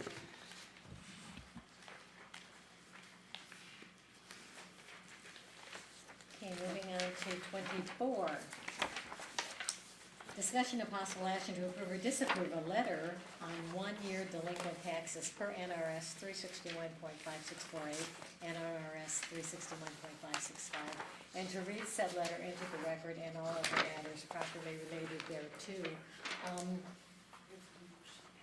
Yeah, we did kind of a new motion here. Actually, it was a little misleading when I read the letter because it isn't really a letter to us, it is an affidavit to us, telling us what actually has been done. So that needs to be read into the motion, this affidavit to us, and then she has a motion also on accepting the personal affidavit. This is the information that needs to go on the record. Okay, so we need to approve a letter. Actually, Ask if you want to. you're acknowledging the affidavit and then reading it into the, Do you want me to go ahead and read it, the letter? no, we'll read it into the motion. Okay. Yeah. Okay. Read the letter or read the affidavit? Read this first and then read this, yeah. All right, so then I make a motion to approve. Right here. Well, yeah, but, okay, anyway, I move to acknowledge the Lander County Treasurer's personal affidavit to the Board of County Commissioners affirming that due notice has been mailed with respect to each parcel. Letter from the Lander County Treasurer, Justiva Johnson, dated May 30th, 2019, to the Board of Lander County Commissioners regarding the issuance of affidavit and legal advertisement of delinquent taxes. Pursuant to NRS 361.5648, the undersigned does hereby affirm that each taxpayer was given due notice by first-class mail of the delinquency with respect to each parcel. 882 parcels were delinquent in payment of taxes due for 2018-2019. 543 envelopes were mailed. 48 envelopes were returned as undeliverable with no forwarding addresses as of May 23rd, 2019. 58 notices were within the envelopes determined as undeliverable with no forwarding address as of May 23rd, 2016. Very truly yours, signed Justiva Johnson, Lander County Treasurer, and ex officio tax receiver.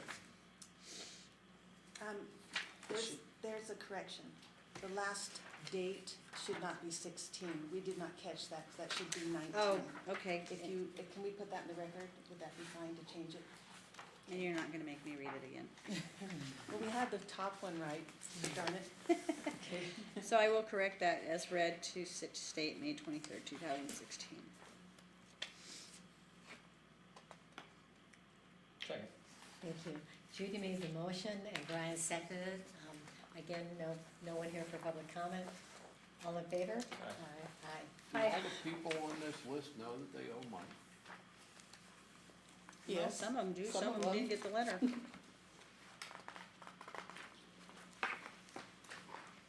But they all had to we had to start over with the whole process this year, where everyone became a one-year delinquent. Lander County Safety Complex owes $1,530.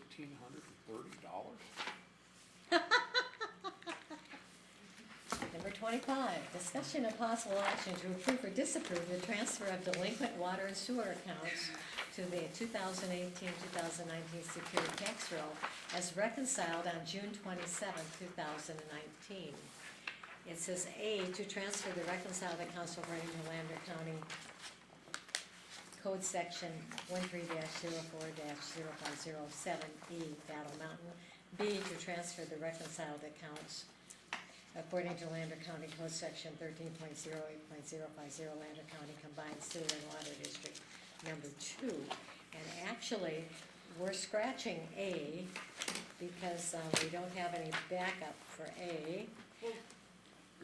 Can we do discussion on it anyway? We don't need a motion, but we would like to inform the board as to why we put it on there. We don't have this agendized properly. It only has the It says discussion of the possible Austin action. Water and Sewer. So can we discuss the rest? Because A is only about Battle Mountain on this first You 20. can discuss the Battle Mountain. Yes. And then B is for Austin, and then the payment is only for Austin. Right. Okay. So we can discuss A, just. You can there's no discuss motion A, needed. but there's no Yeah. action taken on And then we take the action on B. it. Right. Okay. The packet you have, it has 160 some odd, or 180 some odd delinquent water and sewer bills. No, that's 26 that has all those. No, it should be this one. Let's see. No?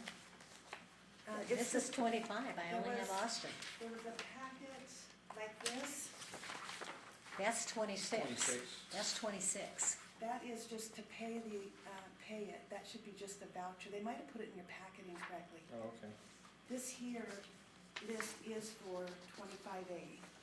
And it's gonna say that we don't want you to even approve moving the delinquent accounts from water and sewer Right. into the real roll. So Okay. we're just gonna discuss that. Okay, but all this under 26 goes under 25 for A, but we're not gonna take a No motion wonder on. you were so confused, Patsy. I got it. Okay, so what we're trying to do is the hundred and how many ever delinquent properties that there were in Battle Mountain has now changed to the 125, which I'm handing out to you as an update.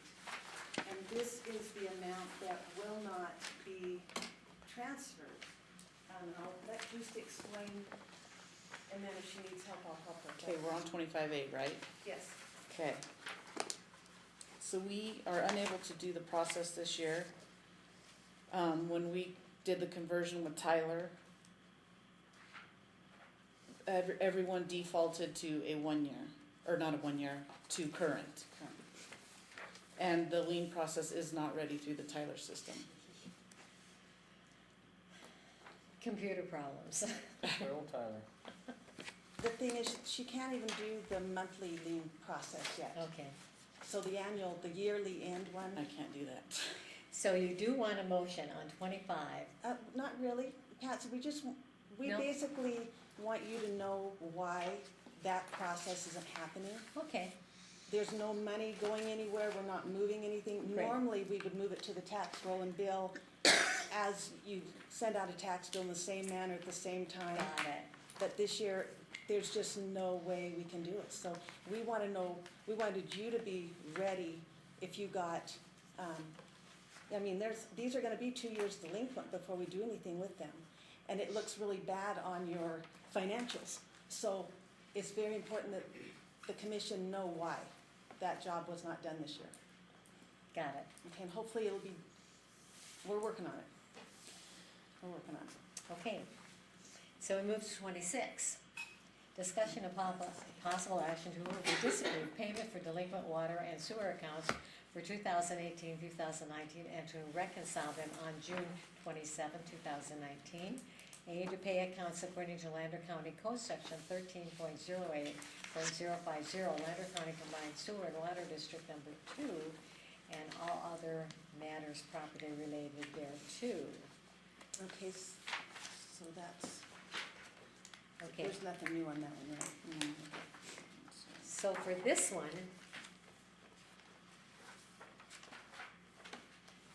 do we need 12,699.20, is that it? Yes. The motion in the packet that says 25B is correct, or this is a new motion, isn't it? Excuse me, folks.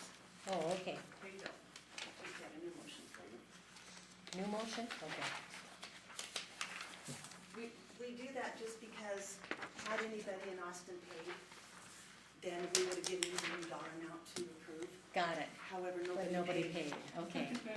All right, then we're looking at 25B for the motion.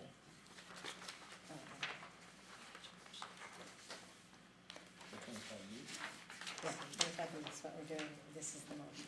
I'll make a motion to approve the reconciled delinquent water and sewer accounts to be transferred from Lander County Combined Sewer and Water District Number 2 to the secured 2018-19 tax roll per Lander County Code Section 13.08.050 in the amount not to exceed $12,699.20, reconciled on June 27th, 2019. I'll second. Okay, now, for my clarification, it says 25B, but actually, we're taking the action under 26, right?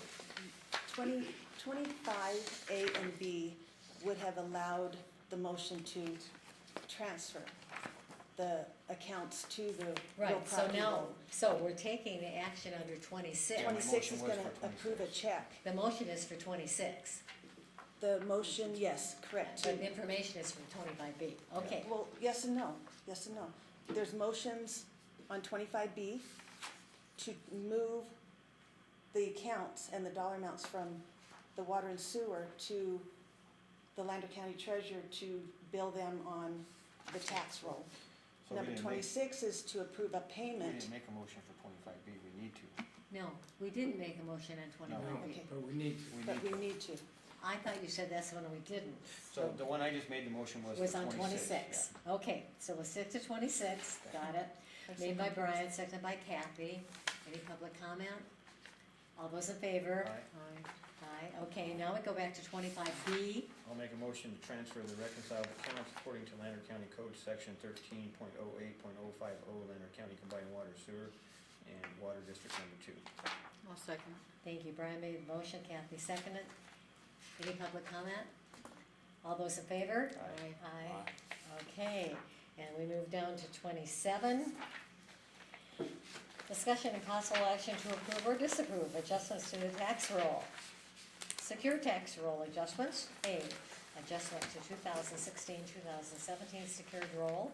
B, adjustment to 2017-2018 secured roll. C, adjustment to 2018-2019 secured roll. And on the unsecured roll adjustments, A, adjustment to the 2000 and 2008 unsecured roll. B, adjustment to the 2008-2009 unsecured roll. C, adjustment to the 2009-2010 unsecured roll. D, adjustment to the 2014-2015 unsecured roll. E, adjustment to the 15-16 unsecured roll. F, adjustment to the 2016-17 unsecured roll. G, adjustment to the 17-18 unsecured roll. And H, adjustment to the 2018-19 unsecured roll, and all other matters properly related thereto. She did really good.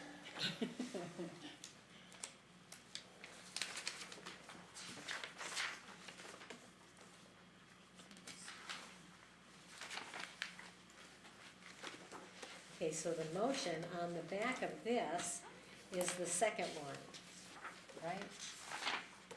Yes. We're on 27 under the second one. In the back.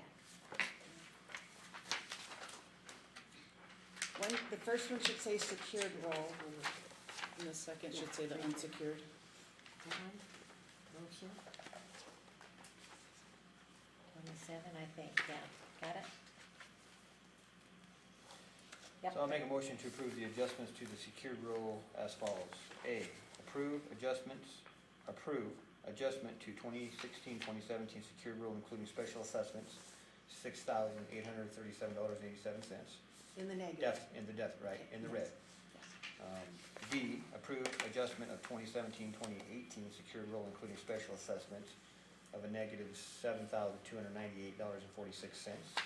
C, approve adjustment of 2018-2019 secured roll including special assessments in the red of $7,705.87. Total combined adjustment for the secured roll during 2018-2019 fiscal year is a deficit of $21,842.20. Second. Thank you, Brian made the motion, Kathy seconded. Any other public comment? All in favor? Aye. Aye. Any opposed? Okay, that passes. All right, now we're gonna go back to number 1. We need to do We have 27. to do the unsecured stuff. The unsecured roll. Do you have more? I thought I was at the end.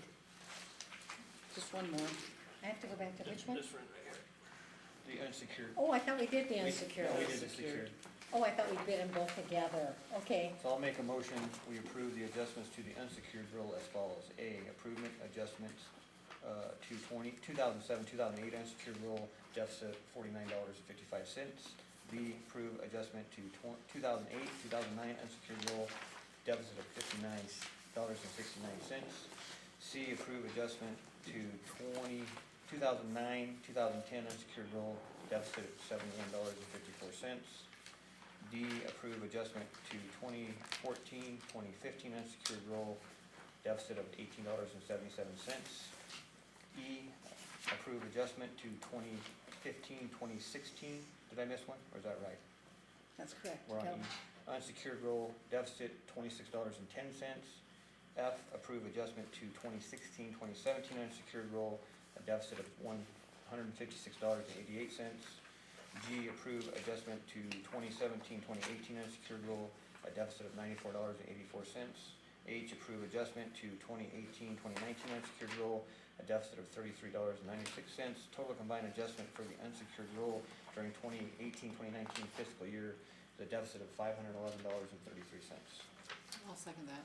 thank you, Brian moved the motion for the unsecured roll adjustments. Kathy seconded. Any public comment? All those in favor? Aye. Aye. Okay, Thank you. You're welcome. thank you so much. I know you, both of you worked so hard on that. Discussion of possible action to approve, disapprove resolution 2019-08, the transfer of the Lander County 2019 private activity bond volume cap to the Nevada Rural Housing Authority and all other matters properly related thereto, which of course we do ahead of time. If we didn't take action, they would get it, but they wouldn't get it very timely at all.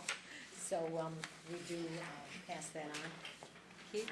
So this is something that's requested every year. This is a state program. We receive these bonds. Last year, we received $326,740.57. This year, we received $315,997.52. This is very specific bond money. We have to use it in a very specific way. We do not have the resources to do it. It has to do with housing. And it does come back into Lander County. So this money, in the past, what we've done is given it back to the Nevada, or given it to the Nevada Rural Housing Authority, and then they use it on our behalf. I have a little statement here. Since 2006, we've helped 72 families in Lander County worth about $10.8 million in loan value. This is a great return on the investment of PABC, which is the cap. Transfers over the years that have totaled approximately $2.4 million. Within the last year, we've helped 4 families in Lander County with $643,318 in mortgages and another $24,340.29 in down payment assistance. 3 of the 4 loans financed the purchase of a manufactured home, and the other one was for a single-family detached home. So they do use these funds back in the county to assist families in this county. Do we have to read the whole resolution in? Technically, you're supposed to. Technically, we do. Okay, the only other correction then would be at the very end, instead of executive director, it should read county manager. Okay. Already did my turn. Who's ready? So, the rural housing, Nevada rural housing, is that what we're supposed to be reading into the record, this letter? Or what are we? Reading that in? Resolution. Yeah. All right. The motion would be for the transfer of the private activity bond volume cap, and then we have to read in the resolution. So, all right, so let's see if I get this right. So I move to, approve the resolution 2019-08, the transfer of the Lander County 2019 Private Activity Board volume cap to the Nevada Rural Housing Authority. So, resolution of the Board of County Commissioners of Lander County, Nevada, providing for the transfer of the county's 2019 private activity bond volume cap to the Nevada Rural Housing Authority and other matters related thereto. Whereas pursuant to the provisions of Chapter 348A of the Nevada Revised Statute, NRS, the Chapter 348A of the Nevada Administrative Code, NAC, there has been allocated to Lander County, Nevada, the county, the amount of $315,997.52 in the tax-exempt private activity bond volume cap for year 2019, the 2019 bond cap, and whereas the Nevada Rural Housing Authority, the NRHA, has requested that the county transfer its 2019 bond cap to the NRHA for the purposes of providing a means of financing the cost of a single-family residential housing that will provide decent, safe, and sanitary dwellings at affordable prices for persons of low and moderate income, single-family programs. And whereas the county is a local government as defined by NAC 348A.070,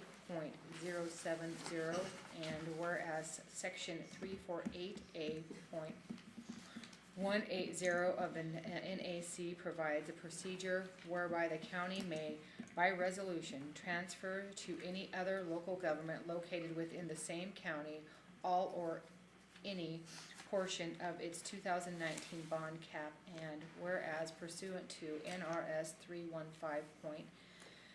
315.9831A, the NRHA is an instrumentally local government and political subdivision of the state of Nevada, the state, and whereas NRHA is located within the county pursuant to NRS 315.963, which defines the NRHA's area of operation as any area of the state which is not included within the corporate limits of the city or town having the population of 150,000 or more. Now, whereas the Board of Commissioners of the county does hereby find, resolve, determined, and other as follows. Section 1, recitals, am I saying that right? Recitals set forth herein above are true and correct in all respects. Section 2, transfer of private activity bond volume cap pursuant to NAC 348A.180. The county hereby transfers 2019 bond cap in the amount of $315,997.52 to the NRHA for its single-family program. Section 3, use of 2019 bond cap. The NRHA will use the 2019 bond cap for single-family purposes in the calendar year 2019 or carry forward any remaining amount according to the Internal Revenue Code of 1986 as amended for such purposes.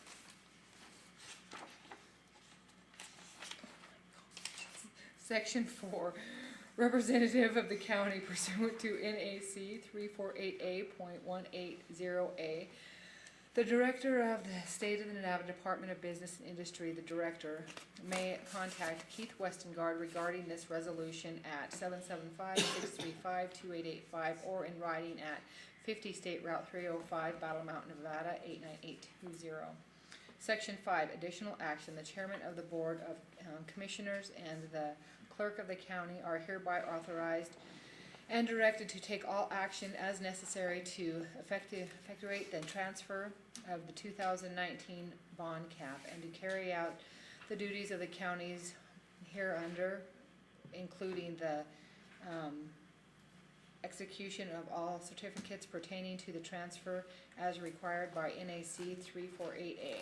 Section 6, direction to the NRHA. The NRHA shall notify the director in writing as soon as practical of the occurrence of the non-occurrence of any term or conditions that would affect the disposition of 2019 bond cap. 7, representative of the NRHA pursuant to NAC 348A.1803. The director may contact Diane Averzio, Director of Home Ownership Program of the NRHA regarding this resolution at 775-886-7900 or in writing at Rural Housing Nevada Authority 3695 Desatio Drive, Carson City, Nevada 89701. Section 8, obligation of the county. This resolution is not to be construed as a pledge of the faith and credit of or by the county or of any agency instrumentally or subdivision of the county. Nothing in the resolution obligates or authorizes the county to use bond or any project or to grant approvals for a project or constitute the representation that such bond will be issued. Section 9, enforceability. If any section, paragraph, clause, or provision of this resolution shall for any reason be held to be invalid or unenforceable, the invalidity of enforceability of such sections, paragraph, clause, or provision shall not affect any of the remaining provisions of the resolution. This resolution shall go into effect immediately upon its passage. You gotta keep going. Did you second that, Judy? No, she's not done yet. Where this part, is that where it's supposed to finish? Is there No, that's all, the rest, no, the rest is in a, an authorized? Okay, you sign? approve, I approve and authorize Keith to sign.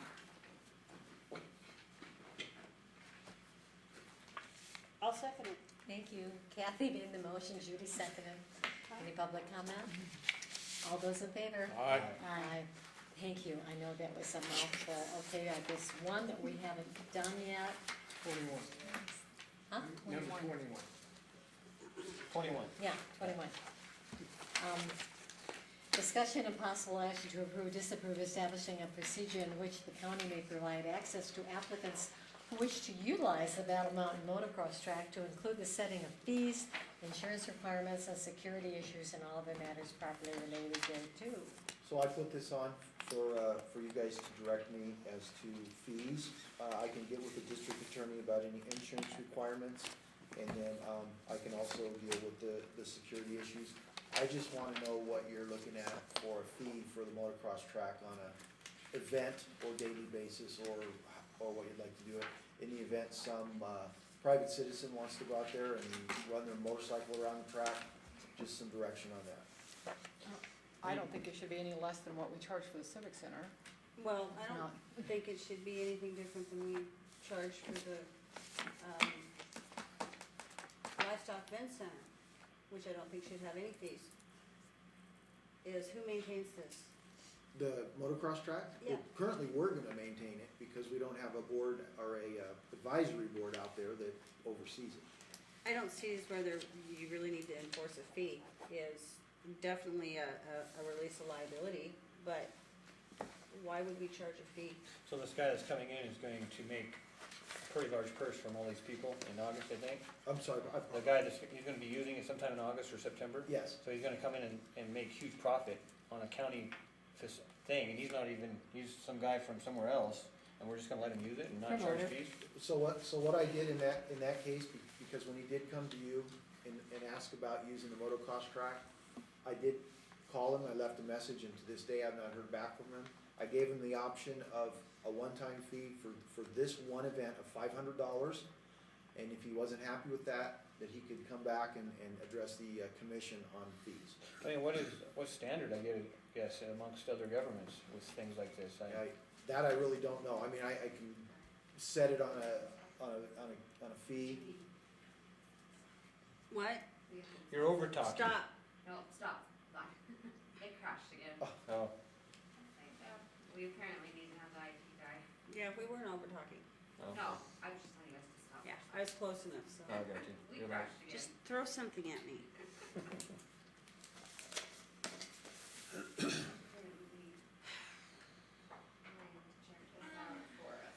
So you told him 500, but if he wasn't happy, he could come before us? Yes, and renegotiate with you. Are we back up? We're not on the record. No, it's not recording, guys. No. Our machine's broke right now. That's right, I just asked the Oh, question okay. again. I was just verifying that's what he said, so. Okay. We're good?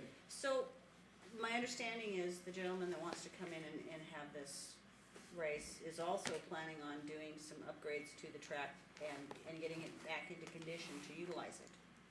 Because, Oh, okay. I didn't realize he was doing any upgrades. well, didn't you, initially when it was brought before us, it said that he wants to bring his equipment in and fix what needs to be fixed? The way I understood it, he was gonna bring his equipment in to get it ready for that specific race. Exactly. Yeah, they're gonna need between races, grooming it and watering it, yeah. that kind of stuff. Okay, Yeah. so, I wasn't quite done yet, but, so he's utilizing his own equipment to bring it up to what he would feel is specifications for this. Also, the other thing he's doing is, there will be people that are coming in and heads in bed. So, the community is going to benefit to some extent. I don't know to what extent, because not everybody's gonna stay, some people will stay in their campers, but there are gonna be people that stay in the motels. We didn't get anything out of it before, why should we start getting anything out of it now? Because. It's just like the rodeo grounds. You know, these are facilities that should be of a benefit to the community and the people, and this guy may not live here, but he's bringing people here, they're gonna buy gas here, they're gonna buy snacks. The rodeo grounds, usually the people that do those are nonprofit. He's not a nonprofit, he's a for-profit. There's a huge difference in that. Okay, that's just my opinion, so you guys do what you want. That's the huge difference, for profit or not. Right.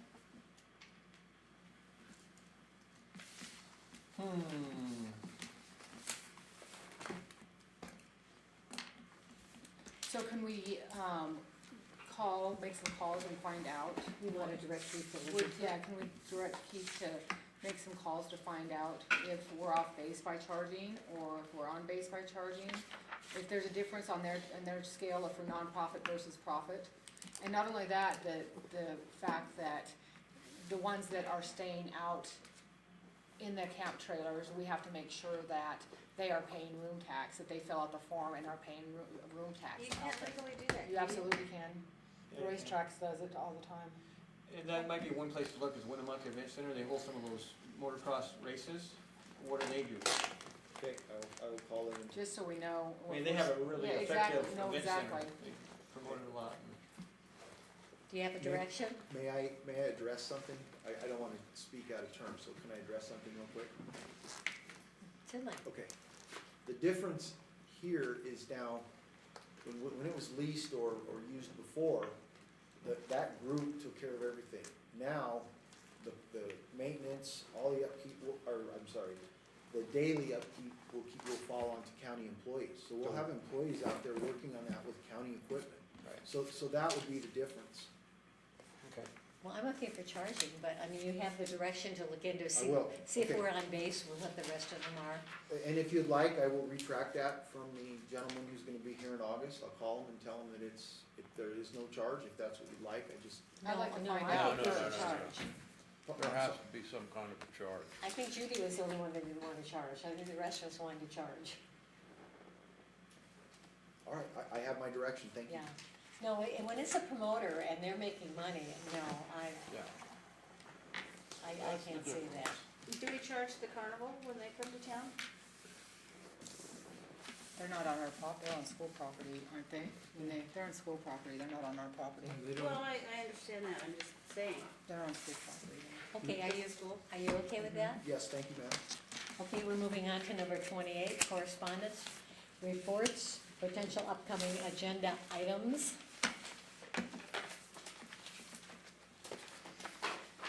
I think you have some. Anything new, we'll call you. I have the water sewer 2 will be on the next agenda for discussion and possible action. We'll have the, some building department things on there related to ADA and things like that, and then the truck route will be on there. I have several things on my board, but I'll just incorporate those. Okay. Do you have Something something comes up, else? please just let me know. And for the sheriff's office, Ron Unger for the record, I've got two vehicles, I'm gonna bring to you folks to, what's the word I'm looking for? Surplus? No, not for surplus. I was given 2 vehicles from Eureka County to replace 2 of my cars, surplus cars. So, I'll bring that and inform you guys of that. And it's already been approved by their county commission, so just a heads up, that'll be coming toward you. Okay? So I don't know if Oh, it's. that's not, I'm sorry. Go ahead. That's not an agenda item then? It will be because you gotta accept them. Okay, I thought you said we've already accepted them. Eureka County has accepted to give them to us Oh, as their oh. surplus. I heard you accept. And so I need you guys to accept them for us, so I can eliminate 2 of the real old ones and replace them with these newer ones. Got it. Okay? So, it's been mentioned before, and I don't know if it really needs to be on the next agenda because it will take some time, but I think we really do need to look into our ordinances as far as the, planning commission. Okay, do you have something direct for the agenda? Well, it's if you wanna put it on the agenda next time or not, is to discuss. Do we have enough time to bring it up and discuss it and changing in ordinances as far as subdivisions, et cetera? I wouldn't think so. I mean, we're working on a group, myself, Kyla, Bert, we're on a group to deal with that, and we've had one meeting. I know Kyla's had some thoughts. There's also a process that kind of needs to be followed. You need to have some open meetings with the public, needs to go in front of the planning commission and then come in front of the. And that's all I'm saying is this something we need to start?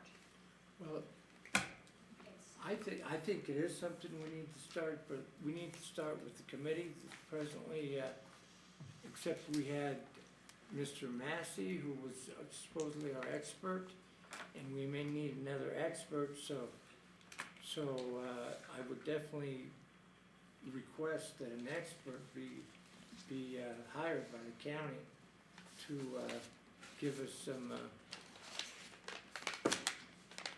some recommendations. Okay. Don't you feel?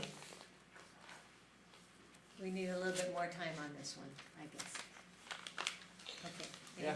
Anything else? Okay, Motion for adjournment? I'll move into public comment. For non-agenda items only, persons are invited to submit comments in writing and/or attend and make comments on any non-agenda item at the board meeting, if any. A discussion of those comments at the discretion of the board. All public comment will be limited to 3 minutes per person, again at the discretion of the board. Reasonable restrictions may be placed on public comments based upon time, place, and manner, but public comment based upon viewpoint may not be restricted. Any public comment? Hearing none. Motion for adjournment. Second. Brian. Lunch was delivered All in at favor? noon. Aye. If anybody's hungry, Did y'all vote? Yeah, we all voted. lunch is in the break room if anybody wants it. We got here an hour and a half ago. Bye. Bye. Thanks, Michelle. Pizza. Sandwiches or something? I have the same question. I looked up the ordinance. You looked that up? You'll see.